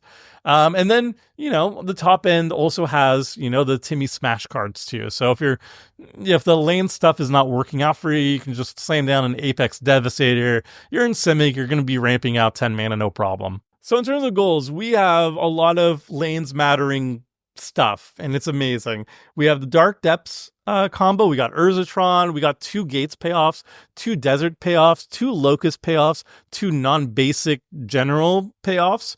11 lane ramp, and 5 lane fall cards. And for ratios, we have 18 ramp cards, 13 card draw, 10 target removal, 2 wipes, 2 recursion, 0 graveyard hate, 3 finishers, and 3 non-basic lane tutors, which is notable because you just don't see tutors in precons in general. So this is Simic lands, but Simic lands with the cool twist, the cool uncle of Simic lands, I guess. Sometimes it works, sometimes it doesn't, but it's always trying its best, you know? And I really appreciate that. I really like this deck. It's very powerful. It's got all like the Simic lanes mattering stuff going on with it, obviously. But it also has like just the ability to just drop a 20/20 flying indestructible randomly. With the right combination of cards. It can generate tons of mana out of nowhere. It can, you know, do crazy things. So yeah, this is an easy A. I will put it.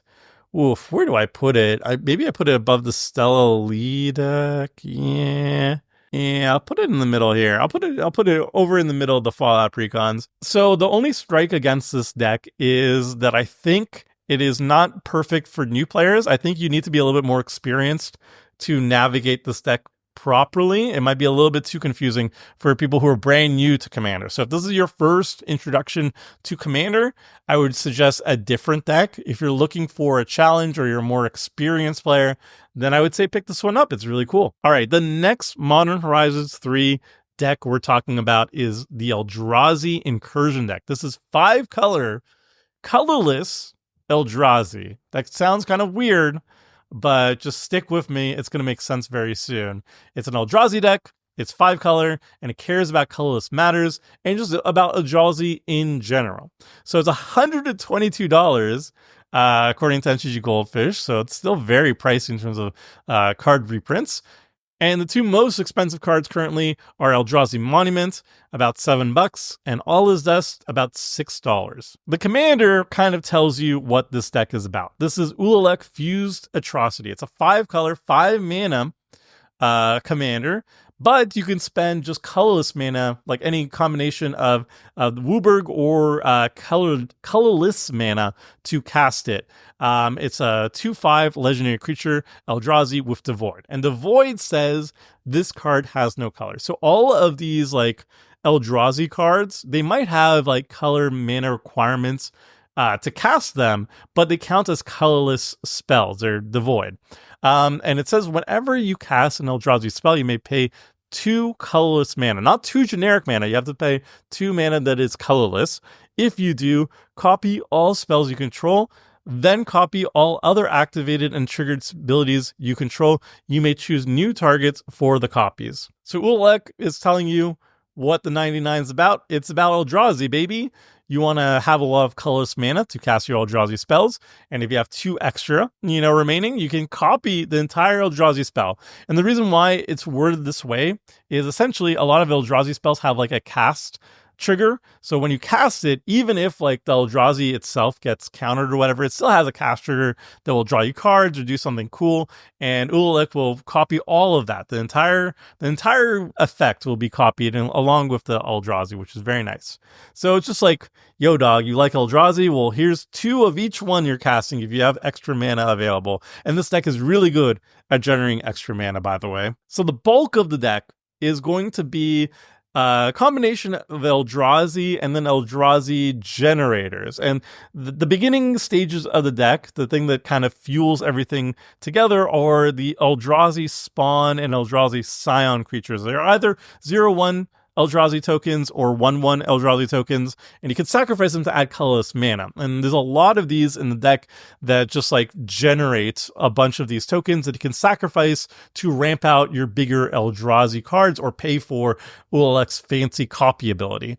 And they're really, really cool, and they're really strong. And a lot of them care about Eldrazi or colorless spells, as you can see with Glaring Fleshraker and Spawnbed Protector. And then the secondary thing that's going on with this deck is colorless matters. There's a lot of cards that are really, really powerful in this deck that reward you for running a deck that is mostly devoid and mostly colorless. So like Ugin the Ineffable, for example, your colorless spells cost 2 less to cast. So basically all the spells in your deck cost 2 less to cast, which is great.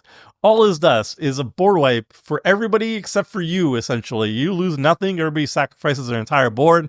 And then Forsaken Monuments, similar to Ugin, is just like insanely good ramp for the deck because your colorless sources tap for more, your colorless spells gain you life, and all your colorless creatures, all your Eldrazi, your spawns, everything get +2/+2. This is like one of the best cards in the entire deck. These are huge bombs in this deck. All right, for deck goals, this is Eldrazi and colorless matters. I count 30 Eldrazi creatures, 14 Eldrazi token makers, 12 colorless payoffs, and then 6 Eldrazi payoffs. So it's a very focused deck on the two main themes that overlap very well together. And then for ratios, I count 52 mana sources, 14 traditional ramp sources, plus an additional 10 Eldrazi token generators, which you can sacrifice to ramp more. 13 card draw. A lot of them are kind of sus, though. 5 target removal, 3 wipes, 2 recursion spells plus 2 self-recursion spells, 1 graveyard hate, and at least like 4 finishers. The Eldrazi with Annihilator are going to get the job done. And then just for people who are worried about the mana base, I count 37 colorless sources that aren't Eldrazi tokens, like the spawns and scions, and then 28 mana fixing sources, though some of them are sus. So, you know, the mana fixing is not very good, but casting color spells is going to be very easy. All that to say, this deck is amazing. It's really powerful. The one weak spot is you're playing a 5-color mana base and in a stock precon, and obviously they're not going to give you the best of the best mana base to work with, but they have like a bunch of the pain lands, which are kind of ideal for this deck. The mana fixing, it could be better, but it is pretty solid, and the end result is just a powerhouse of a deck. The commander is really strong, the 99 is very strong. It's a little bit slow to get running, obviously, because the mana base is coming in tapped a lot, and I guess the card draw is a little bit bad. I'll put it below tricky terrain. Maybe we'll put it at the bottom of A+. Okay, the last Modern Horizons 3 commander deck is another Jeskai energy deck. Okay, interesting choice, Watsy, to have them back to back, essentially. Creative Energy is another energy deck, but actually, it is quite different from the last one we looked at. It's the same colors, it's still Jeskai Energy, but this time the focus is actually on energy rather than artifacts. The artifacts is not even like a theme in this deck, really. Like, there are a lot of artifacts in the deck, but the main theme, there's 32 of them even, the main theme is actually energy and combat, and a little bit of token making and blinking too. So it's a $58 deck, with the 2 most expensive cards currently being Akroma's Will at $10 and Goldspan Dragon at $7. The commander is kind of ridiculous. This is Satya Aetherflux Genius.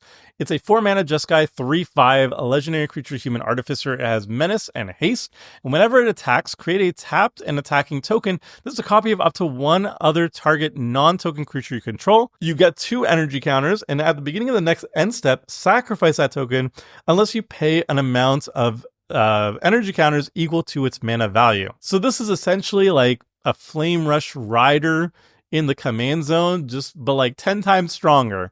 You know, you don't have to dash, it doesn't have to return back to your hand, you don't have to dash it in, it just permanently has haste. It comes with menace. It doesn't have to copy another attacking creature. The other creature can just be chilling, and while, you know, keeping it permanently is cool and all, you don't actually have to, and most of the time you won't be keeping the token. You're also generating 2 energy whenever you're attacking 2. So this is like an insane, just copy another creature with a menace, haster, good body, good stats, and also generate energy, by the way. And then also, by the way, if you want to spend some energy, you can keep the token copy as well too afterwards. This is just so much value. It's extra enter the battlefield triggers, extra damage, energy generation on attacking, already has menace, already has haste. Just, woof. This is really strong, you guys. This is really strong. Now, like I said, the 99 is more focused on energy and combat than the science precon, which is more focused on just artifact stuff. So a good copy, for example, for Satya is Aethertide Whale. Just get a 6/4 flyer and 6 extra energy counters as it enters the battlefield. It can return itself into a 10, but like whatever.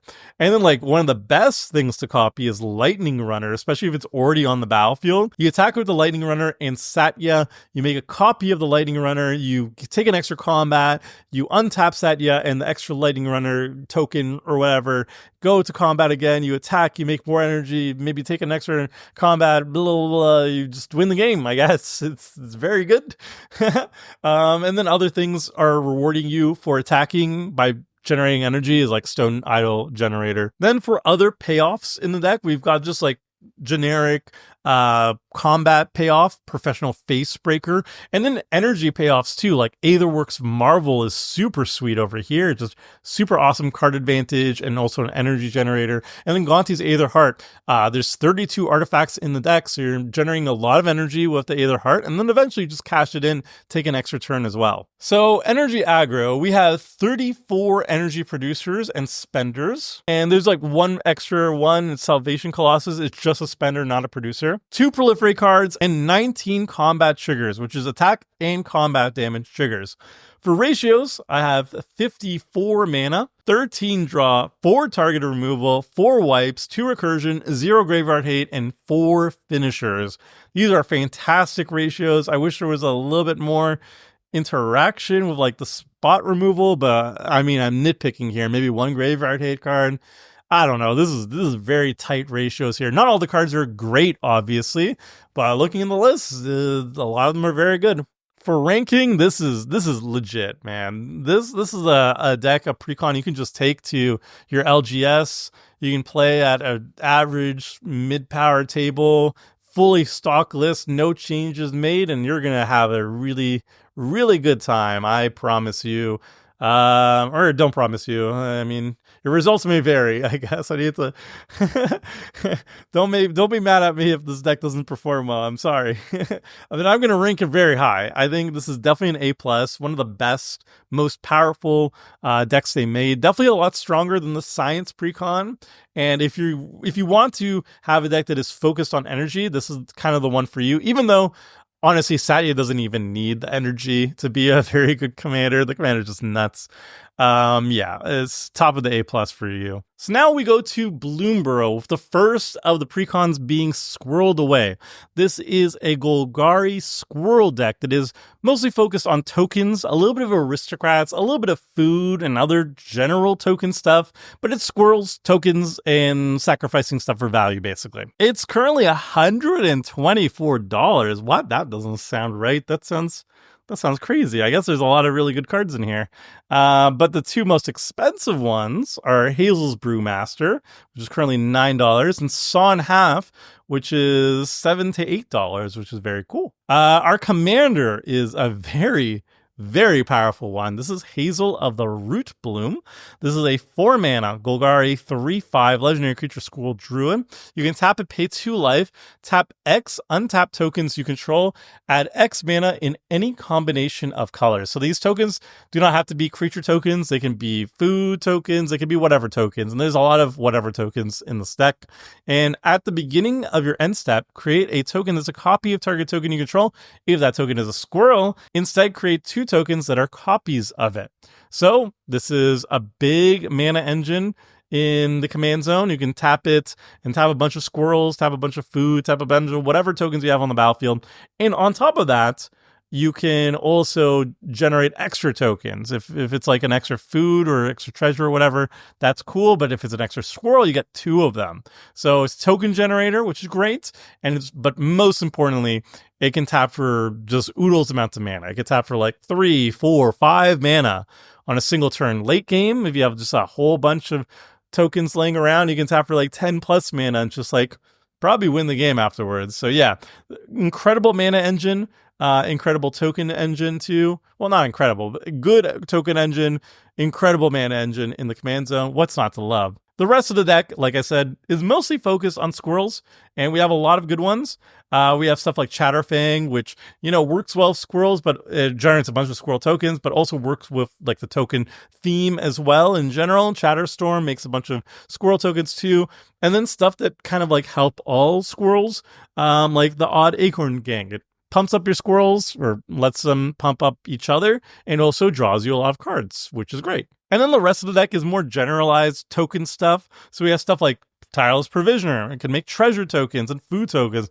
Insatiable Frugivore, which is a rat berserker. It's not a squirrel. It makes food tokens, and you can sacrifice the foods to pump up your creatures to make them lethal. And then the Academy Manufacturer, which takes all your tokens and then just makes more tokens and makes them better. And Academy Manufacturer is just a really great card, is what I'm trying to say. For deck goals, this is Squirrel Token Sacrifice. We've got 15 squirrel/squirrel token producers, 12 squirrel payoffs, 28 token producers, 12 sacrifice cards, and a small food sub-theme of 6 cards that I counted.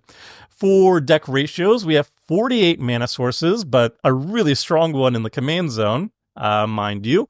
12 sources of card draw, 13 target removal, 2 wipes, 1 recursion, 1 graveyard hate, and 4 finishers. Very solid ratios, very focused goal, a very powerful commander. My one criticism of this deck is that it has an Aristocrats theme, and it's kind of important because that's like a big source of your card draw and some of your finisher potential and stuff. And it just doesn't really work that well. Like it's not really an Aristocrats deck. The theme is kind of not super well fleshed out. And I think that kind of holds the deck back a little bit from greatness. That would make it like an A+ in my book. I think it's like it's more of a solid A. Like Commander is obviously super good for mana.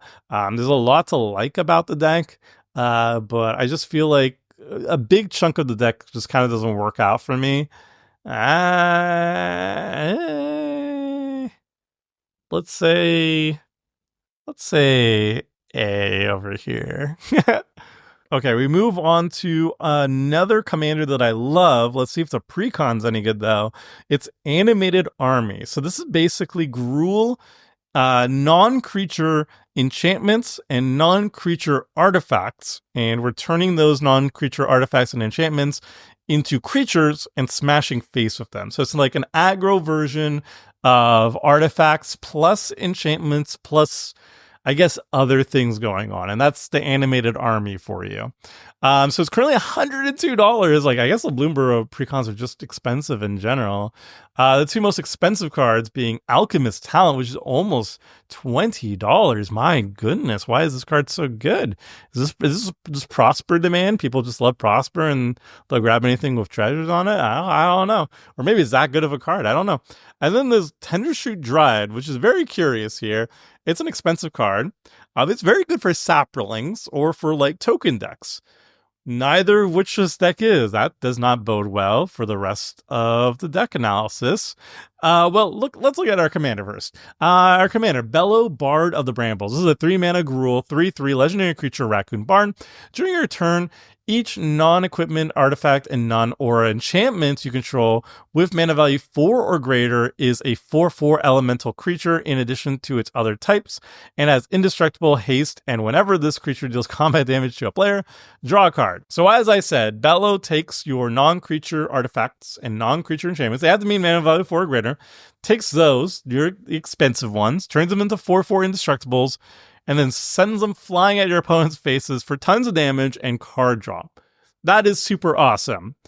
The not so awesome part is a large chunk of the Precon. Let's start with the good. We have stuff like Berserker's Onslaught, which makes all your attacking creatures have double strike, including when Berserker Onslaught turns into a 4/4 creature, it itself also becomes a double striking 4/4, which is hilarious. We have stuff like Unnatural Growth, which just turns all your 4/4 animated creatures into 8/8s now too. That's super fun.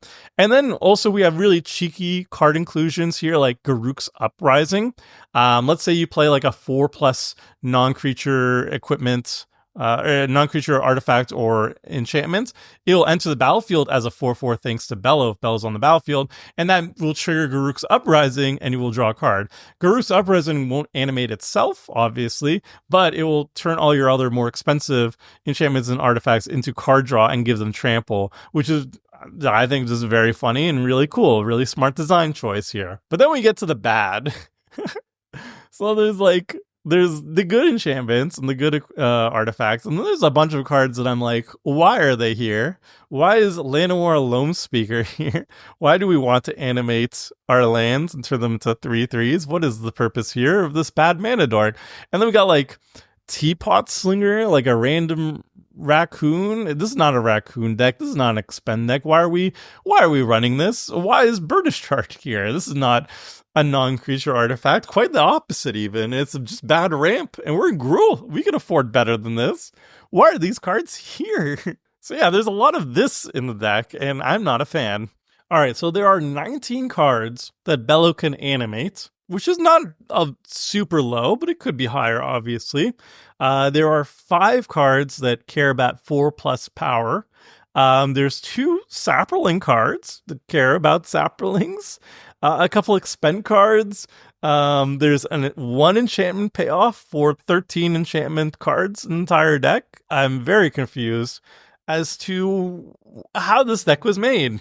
Now, for ratios, it's not too bad. I mean, we have 53 mana sources. That's good. 10 card draw. That's good. One of them's in the command zone. 9 targeted removal. That's good. Only 1 wipe. Only 1 recursion card. 0 graveyard hate and like 6+ finishers. The ratios are fine. I don't have any problem with the ratios. I'm more concerned with the card choices in this deck. And my theory is that since I've seen Bellow in the wild, but like not Precon, stock Precon, but just like a custom built Bellow is very strong. Bellow is a very, very strong commander, especially when built correctly. And usually I see it as Enchantress, but there's also like artifact versions of him too floating around. The deck is very, very strong. So what I'm thinking has happened here, either maybe this used to be a raccoon deck and they decided not to make it a raccoon deck at the last minute. Maybe it was supposed to be like something else and they had to change it last minute. Or Bellow was always the way it was now, and they realized it was too powerful when properly built around, so they just like janked it up with like random cards they found in a bulk bin somewhere. And they made it worse. But like the end result is like a deck that is half of it is good, and then half of it is you don't want to draw it. So it has major consistency issues. It just kind of feels like a wasted opportunity, honestly. It feels like a Precon that just never came together for whatever reason. So Bellow is interesting. Even with all this weirdness in terms of card selection, the commander is just very strong. Just sending 4/4 indestructible creatures that draw cards at your opponent's faces is just very hard to deal with.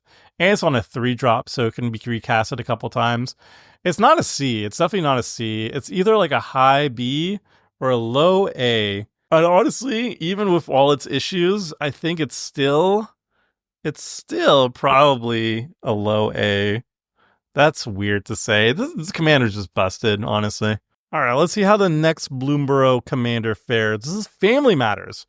Family Matters is Jeskai focusing on the new offspring mechanic. It's basically a merge between Enter the Battlefield triggers mattering and tokens mattering, and they try to kind of mix the two together. So it's $87, so it's cheaper than the other ones. And the 2 most expensive cards, though, are taking up the bulk of the price. It's Polywog Prodigy, which is $15, and Agate Instigator, which is $13. Wowzers.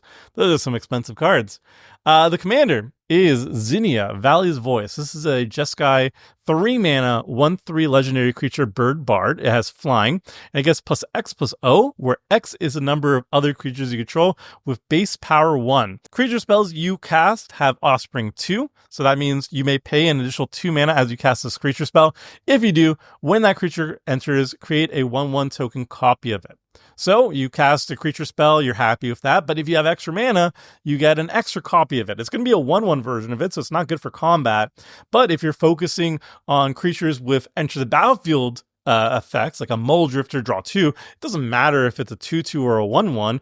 You just want that card draw, baby. So I think that's the whole idea of Zinnia. You just want to copy, enter the battlefield, trigger effects, and get extra bodies on the battlefield, and you don't care about the size of them. There's basically like kind of a Panharmonicon meets a token strategy, which is really cool. So it's a very strong value engine. However, it's a very mana hungry value engine.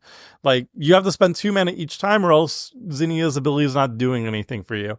The nice thing about it though is it does get bigger over time. Like the more tokens you're putting on the battlefield, the more offspring you're having, the larger Zinnia becomes, and it could, in theory at least, if you put a bunch of 1/1s on the battlefield, be like a lethal threat in the air and start dealing commanded damage to people with an evasive beater in the command zone, which is nice. That's cool to have.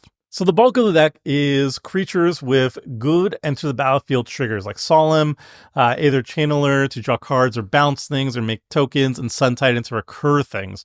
All of these cards, perfectly good cards all by themselves, but if you have extra 2 mana with them and Zinnia on the battlefield, then you get double the value out of them, and that's actually freaking amazing. That's awesome. And then the rest of the deck is kind of focused on tokens mostly. So like Curiosity Captor, your creature tokens draw you cards when you deal damage to an opponent.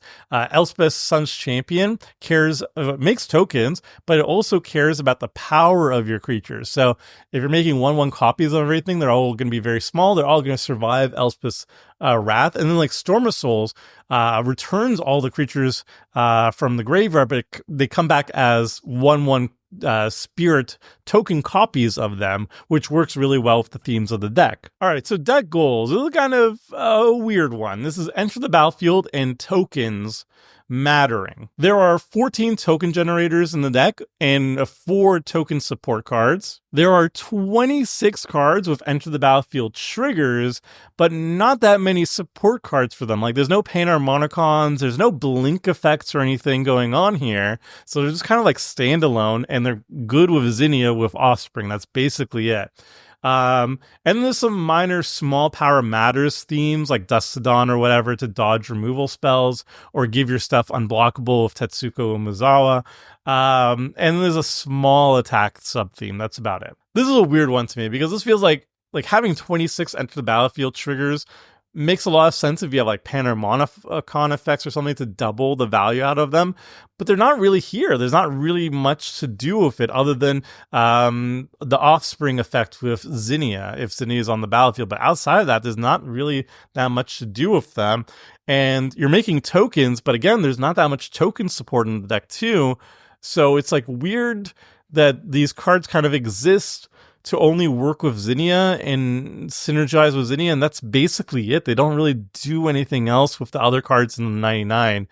And that's kind of a bummer, I think. It feels kind of half-baked. In terms of ratios, we have 48 mana, 10 card draw effects, and 4 creatures that cantrip. So if you make an Offspring token with them with Zinnia, then you actually do draw cards with them.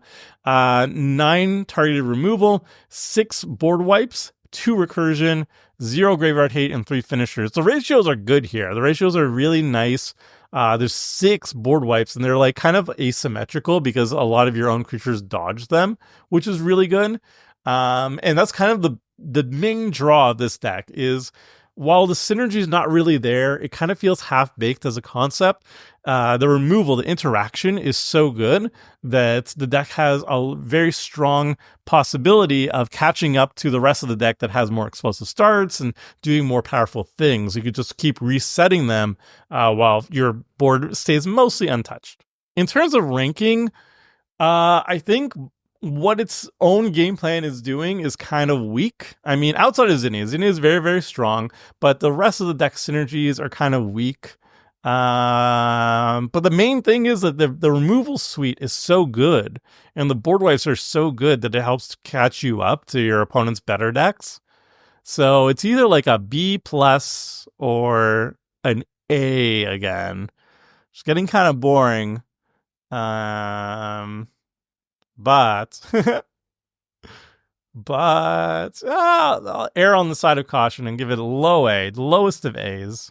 Actually better than Bello, probably. Okay, the last Bloomburrow Precon is Peace Offering. This is a Bant Group Hug deck. And the idea is to give your opponents a lot of card draw. And in return, you get a bunch of +1/+1 counters, grow your army, and you also get to draw cards too.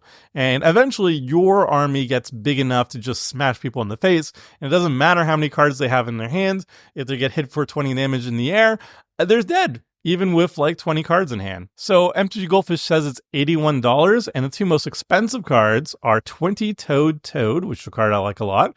It's $6, and Tempt with Bunnies, another card I actually like a lot, which is $5 to $6. Now, the face commander is Miss Bumbleflower. It's a 4-mana Bant 1/5 legendary creature rabbit citizen. It has vigilance, and whenever you cast a spell, target opponent draws a card. You put a +1/+1 counter on target creature. It gains flying until end of turn. If this is the second time this ability has resolved this turn, you draw 2 cards. So this is a Group Hug commander, and it's telling you what this precon's all about. It's about giving people card draw, but you get to choose who gets to draw the cards, and then you always get +1/+1 counters, and you can always make something flying. So Miss Bumbleflower is Group Hug, and she's giving everybody sweets in the form of delicious card draw. But behind all those delicious card draw sweets is a serial killer. Miss Bumbleflower takes people down and butchers them and turns them into those pastries. I'm telling you, she is a murderer.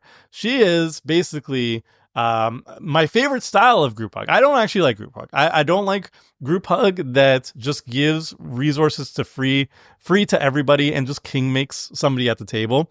I like Group Hug decks that are political, where you choose who gets what resources, and you always benefit most from giving away those resources. In the case of Miss Bumbleflower, yes, your opponent gets to draw cards, but you get to choose who gets to draw cards, so you can curry favor, political favor, with who you choose to give card draw to. Or if somebody's an arch enemy, you just don't give them the card draw, you give it to other people. And always, when you're doing so, you're growing some creature that you choose. Usually it's going to be your own creatures, right? You put +1/+1 counters on your own creatures, you turn them into big flying threats. But sometimes you can also use it politically. If you say, hey, if you attack this other person, I'll give you +1/+1 and flying until end of turn. So it's always working in your favor. And of course, when it's the second time it resolves, you're the one who gets to draw cards. So it's card draw for you, card draw for your opponents, but you get to control who gets it. And it's always +1/+1 counters and flying for you. And I really like that design. I don't like Group Hug. It's one of my least favorite archetypes. That and Chaos are my 2 least favorite archetypes in Commander. But this is the style I like. It's like a political Group Hug angle. And it grows your team and turns them into a threat, so you can actually try to go for the win yourself. Now, the rest of the deck is your typical Group Hug stuff, but you always get ahead or get to choose who gets ahead with you. So Communal Brewing, you get to choose who gets to draw the cards, and then you get a bunch of +1/+1 counters in return. Selvala, everybody gets to draw a card, but you're the only one who generates mana from it. And Long River's Pull, you get to choose who gets the card that you're gifting. And then what we're doing with all that, well, we're drawing a lot of extra cards, right? So it feeds into our win conditions like Psychosis Crawler, where we just draw ourselves and kill our opponents in the process. Chiskadelka File, which is also great. Draw a bunch of cards, and then on our upkeep, we win if we have exactly 13 in our hand. And then also, we're putting a lot of +1/+1 counters on all our stuff, so Simic Ascendancy is actually something that we could very realistically pull off in this deck. Okay, so in terms of what this deck is trying to do, I count 21 Group Hug cards, 7 Card Draw Matters cards, 11 things that put +1/+1 counters on stuff. And that's basically all the deck is trying to do. Draw cards, Group Hug, and +1/+1 counters. It's very focused on what it's trying to do, actually. In terms of ratios, I count 53 mana sources, 14 card draw effects, 7 targeted removal, 3 wipes, 1 recursion, 0 graveyard hate, and 6 finishers. This is a deck that definitely is trying to win the game. It has multiple ways of trying to win the game. It is not trying to king make, and I very much appreciate that. It's trying to utilize Group Hug as a win condition. So Miss Bumbleflower is terrifying, and the deck is actually very well focused. It has a lot of ways of winning the game. It's using politics very smartly, And hopefully all the free card advantage you're giving to your opponents will be a smokescreen for the fact that you have like 2020s that he give flying to on a whim and start taking people out with. So it's definitely an A for me.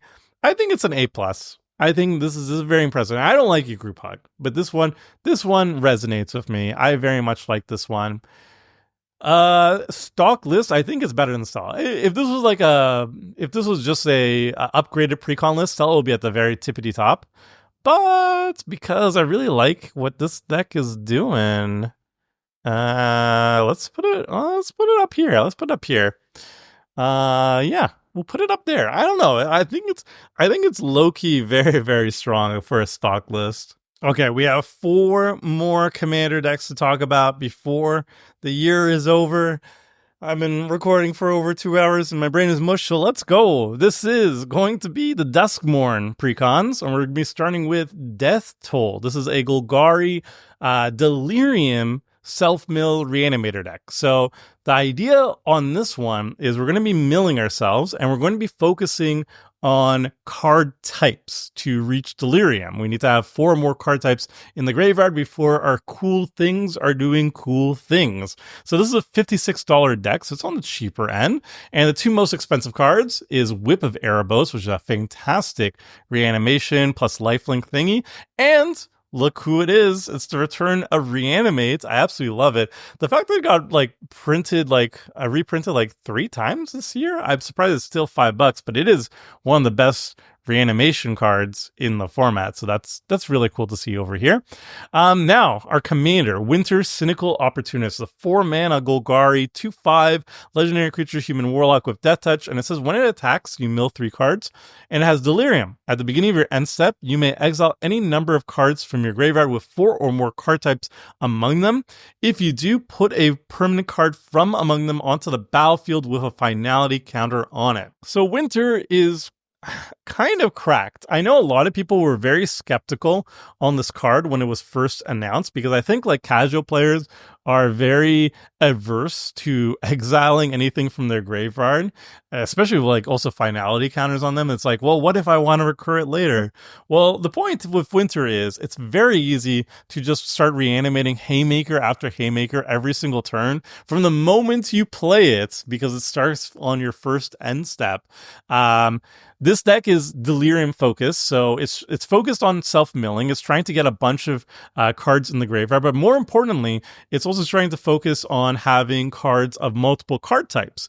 So there's going to be a lot of things that are artifact creatures or an enchantment creature or whatever that are 2 or more card types that are going to be popping into the graveyard.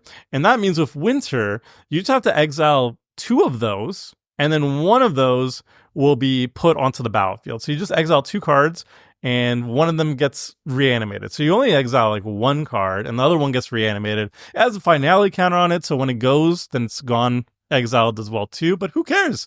If you put an 8-drop on the battlefield for the low cost of exiling 1 other card from the graveyard, because that's all you needed with Winter, that's amazing for a 4-drop, and you do that every single turn. And then also Winter can attack too. It's a 2/5.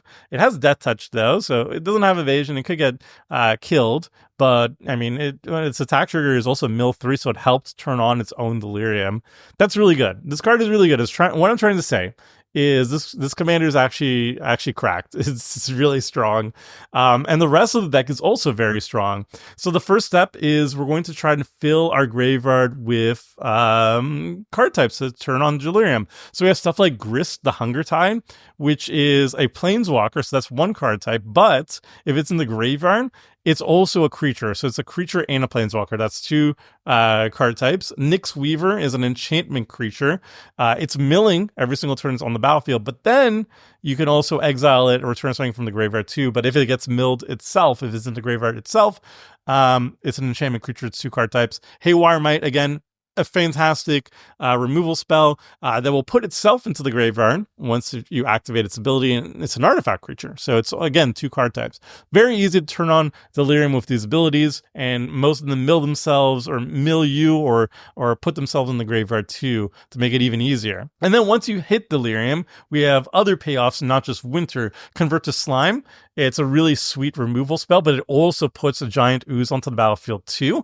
Deluge of Doom is just a very efficient board wipe once you have a lot of card types in the graveyard. And then Demolisher Spawn is just like a Craterhoof behemoth, essentially, for you for 7 mana. It's a 7/7 trample haster, and then it gives all your other creatures a +4/+4 once you hit Delirium. So that's awesome. And then in terms of deck goals, I see 19 cards that self-mill, and then a bunch more cards that put themselves into the graveyard, 20 plus cards that care about Delirium or the graveyard in general, and I also see a good distribution of card types, or cards of multiple card types. And there's even 2 Kindred cards, by the way, to help turn on Delirium, which is great. In terms of deck ratios, I see 52 mana, 10 card draw, 10 targeted removal, 2 wipes, 9 recursion, 1 graveyard hate, and 3 finishers. All right, this is another easy one for me. The cards here are good, and the 99 here is good. The card quality is good. The ratios are good. The commander is very good. Blah, blah, blah. Where do we put this? Maybe here. Maybe here. I don't know. Near the top for sure. Very much near the top. A+. Okay, the next deck is Endless Punishment. It's a Rakdos group slug deck. The entire point is to punish your opponents for playing the game of Magic with you, lowering the life total with life loss effects and damage effects for just taking game actions or just for existing, honestly. So the current deck price is $99, which is quite high. And the 2 most expensive cards, other than the Commander itself, which is the most expensive card, the 2 in the 99 are the Lord of Pain, which is the secondary commander. It's also just group sluggy stuff. And Spiked Corridor, which I have to tilt my head sideways to read, so I'm not going to, but I just imagine it's more group slug stuff. The other thing is that we have a commander. It's $8. You see, I'm very tired now. This is a 4 mana Rakdos, 4/4, legendary creature, Elder Demon. It has flying and ward, pay 2 life. And whenever an opponent loses life for the first time during each of their turns, put a +1/+1 counter on Valgavoth and draw a card. So Valgavoth is correct. Valgavoth is one of the strongest base commanders they printed this year. I would put it in like the top 4, I would say. Stronger than Winter for sure. It is a very, very scary engine in the command zone. For 4 mana, you got a 4/4 flyer. And then, assuming you have any card, you pair with any card that will guarantee your opponents lose at least 1 life on their turn. In a single turn cycle, if you have 3 opponents, that means for each opponent you've drawn a card. For a single turn cycle, you've drawn 3 cards after you played Valgavoth. So your next turn, you've already drawn 3 cards. And Valgavoth is now a 7/7 flyer. It's ready to start killing people. That is obscenely good. That is obscenely good for 4 mana.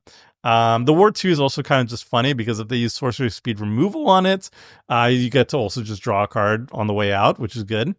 This card is very good. It doesn't do anything by itself, obviously. That's the main drawback. By itself, it doesn't turn on its own value engines or whatever like Winter can, hypothetically. It's just a 4/4 flyer by itself. But it's very easy to set up 2-card systems where you start drawing 3 cards a turn and turn Valgavoth into a 7/7, then 11/11, and now your opponents are all dead. So what I'm saying is Valgavoth is cracked.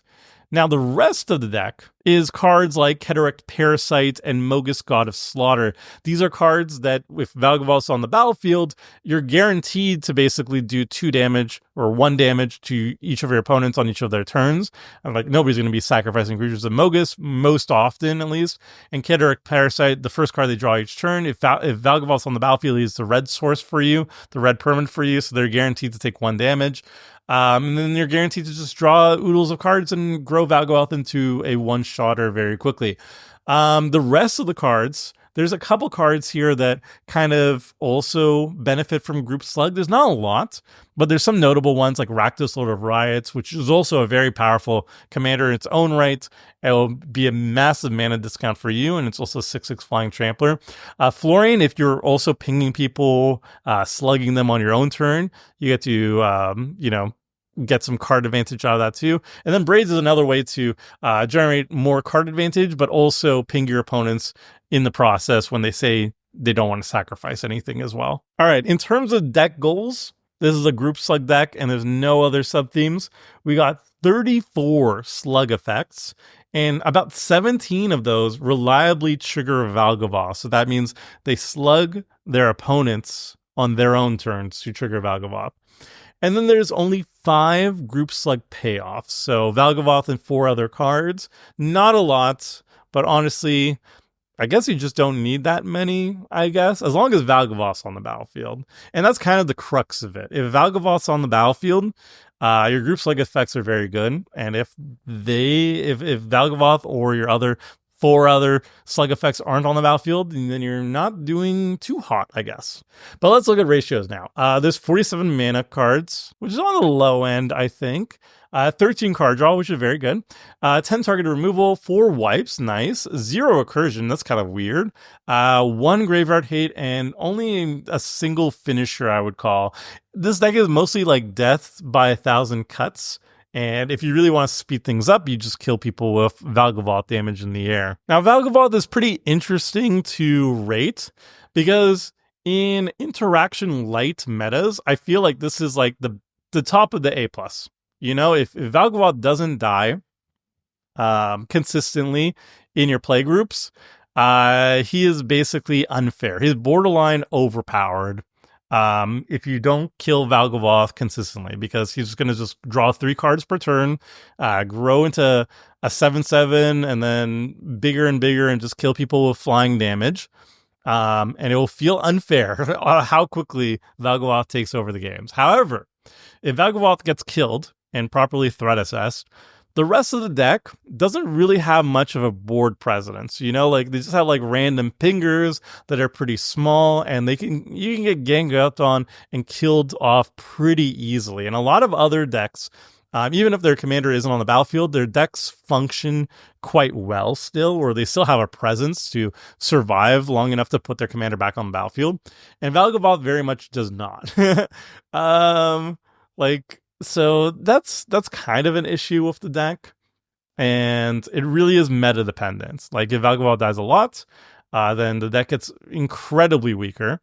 And if he doesn't die, then it feels like the most broken thing possible. But rating him for a precon table, I'm looking at these precons and they all have like 10 target removal, 8 target removal, 4 board wipes and stuff. Valgavoth's gonna die, you guys.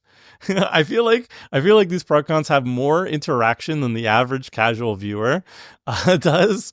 So I think Valgavoth's actually just gonna die more often than not. So maybe this is blasphemy, because I know it's hyped up as like one of the strongest precons of the year, maybe the strongest ones. But I feel like if he just gets removed a couple of times, the deck suffers way more than most of these other decks do. So I think I'm going to be blasphemous, and I'm going to just put him at the top of A. Yeah, top of A. How's that? All right, 2 more to go. We got Miracle Worker. This is going to be Esper Enchantress with a Miracle twist. So it's a $68 deck, and the 2 most expensive cards is a Miracle card, $8, Metamorphosis Fanatic. I think it's like Legacy playable or something. And then Ink Shield, one of my favorite cards in Magic the Gathering. We even see the Sheldon art, which is the best art. Thank you, Sheldon, for making that card, by the way. It is a $450, so it's not like the most expensive deck, but there are some cool cards in here. And then our commander kind of tells us what the deck is all about. This is Amanatu Veil Piercer. It's a 4 mana Esper, 2/4 legendary creature, human wizard. At the beginning of your upkeep, surveil 2. And then each enchantment card in your hand has Miracle. The Miracle cost is equal to the mana cost reduced by 4. So Miracle is an old mechanic that they bring back very rarely. And it says you may cast a card for its miracle cost when you draw it if it's the first card you drew this turn. And this also allows you to get around timing restrictions. So for example, let's say I have an enchantment in my hand that has miracle, and I draw it on an opponent's turn. Like I do something to draw a card, and that is the first card I drew that turn, and it's an enchantment. I can immediately reveal it and cast it despite the enchantment not having flash. So it gets around timing restrictions. So Amanatu basically is a huge cost reducer for our enchantment spells, up to 4 mana less to cast our spells, as long as we cast them for miracle. So it has to be the first card we drew that turn.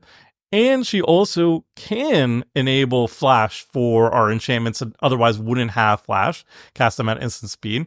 And on top of that, she also enables or helps set up our miracle turns by surveilling, because we can do a little bit of top deck manipulation every single turn. And even if she's not doing that, she also just smooths out our turns and everything by making sure we draw the things we need to draw. So obviously these are powerful effects, but they are slow effects, right? Like once you've set up turns where you can consistently miracle out your enchantments, that's going to be into the mid game and stuff. And yes, it's a huge mana discount, but it is a little bit of a slow mechanic, let's just say.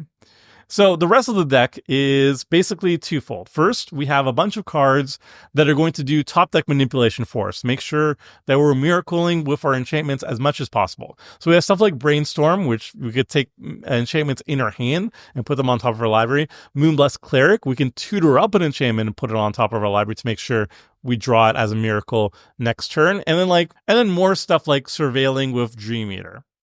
And then once we have Amanatu on the battlefield and we start having enchantments on the battlefield, we start miracling out haymakers, ideally. Like Doomwake Giant, for example, a one-sided board wipe, just repeatedly making sure our opponents have nothing on the battlefield, no creature on the battlefield until they actually deal with the Doomwake Giant, basically. And then one of the multiverse, just card advantage, mana advantage, all good stuff. And Shark Typhoon, which is a straight-up winning condition for the deck, where we just pop out huge flying creature tokens every single time we're casting our big enchantments or whatever. So in terms of deck goals, I see 25 enchantments. That's a healthy amount. 18 enchantment support cards, 16 top deck manipulation cards, and 7 top deck manipulation payoffs. So this is mostly miracle effects, but there's some other stuff that care about the top of our library too. And then for ratios, we have 50 mana, 8 card draw, which is on the lower end, I think, especially because our commander doesn't draw us cards. 6 target removal, 3 wipes, 9 recursion, 1 graveyard hate, and 0 real finishers, really. It's not a quick kill deck. It's a very slow deck. And that's kind of worrisome because the deck is a little bit light on draw. The mana is fine, but it's not particularly high, so it's not particularly fast at enabling our Amanatu miracle turns. There's only 3 wipes too, so we're a pretty slow deck, but we also don't really have enough board wipes, enough resets to catch up to the faster decks. And also the thing we're doing, it's good, but it's not like super busted or anything. So all these things considered, it is a slow deck that does powerful things, but it doesn't have a lot of good ways of catching up to the faster decks. And for those reasons, I think this is a low-end B. Like, it is a good deck. Maybe it's faster than the Boros one. I feel like the Boros deck is really good as long as the commander never dies. Yeah, no, we'll just keep it at the lower end of B. I guess this deck also doesn't really do anything if the commander dies all the time too, right? You don't get any of that sweet miracle discount or anything. Yeah, this is low end of B. It has some powerful effects, but they're not like super powerful, and it's very slow. That's the problem. It's a very slow deck, and it doesn't have the ways of consistently resetting the board and catching back up. And the final deck of the year is Jump Scare. This is Simic Landfall. So yes, another Simic Lands deck. However, this twist is that it is a Simic Lands Face Down Matters deck. And the emphasis is actually on Face Down Matters. Lands is kind of like a secondary theme. And yes, we're going to see a lot of staples for Simic Lands as usual. But the emphasis here is again on Simic Face Down Matters. So it's a $55 deck with the 2 most expensive cards being Giggling Skitter Spike, which is almost $9. And then AC, Tyrant of Gyre Strait, one of the strongest landfall payoffs in the game. Very, very powerful commander. Always a good time when you see it in the 99 of a stock list as well, too. Love to see it. So, the commander is Duskmourn, Mystery Unraveler. This is a 4-mana Simic 3/3 legendary creature human wizard. It has landfall. Whenever a land you control enters, manifest dread if it is the first time this ability has resolved this turn. Otherwise, you may turn a permanent you control face up. So Duskmourn is basically card advantage and mana advantage rolled into one, aka Simic stuff. First trigger, card advantage, you put something onto the battlefield face down. First trigger is card advantage, you take the top card of your library, and instead of putting it in your hand, you just put it on directly onto the battlefield. And then the second trigger, if you get to resolve a second trigger on that turn, you get to flip it up, which is saving you on mana. And this perfectly ties the two themes of the deck together, which is landfall and face down matters. Now the rest of the deck is focusing on face down matters and a little bit of landfall, but I also want to point out at this point, once we've seen this card, that there's an infinite combo in the deck, and it's very rare to see an infinite combo in a precon. Maybe there's like 2 in the entire history of all the precons. I assume it was a mistake that just slipped in there. But basically, Duskmourn with Sakura Tribe Elder and Eudora Gravegardener, if you have all 3 on the battlefield, you sacrifice the Sakura Tribe Elder to ramp out a land. Eudora will have it return to the battlefield face down as a forest, which will trigger Duskmourn to flip the Sakura Tribe Elder back face up. And then you can sacrifice the Sakura Tribe Elder and do that over and over again to ramp out all the basic lands from your entire deck onto the battlefield.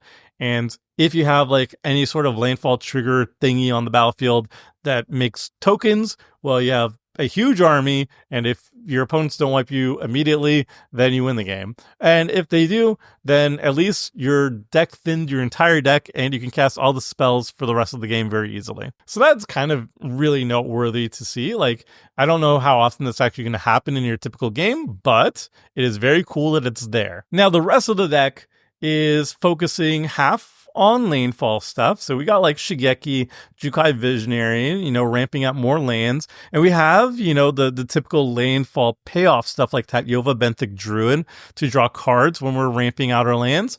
But we also have a lot of stuff that is focusing on face down matters, like Whisperwood Elemental, which manifests the top card of our library, which we can then flip up for free with Duskmourn's landfall trigger. And then the final pieces of the deck are support cards, mostly for face down mattering. There's like a little bit of landfall sprinkled in there too, but the main focus here is landfall. So they came from the pipes, manifest, and then whenever we flip our stuff face up, we draw cards. Temur War Shaman, when we flip stuff up, we can fight.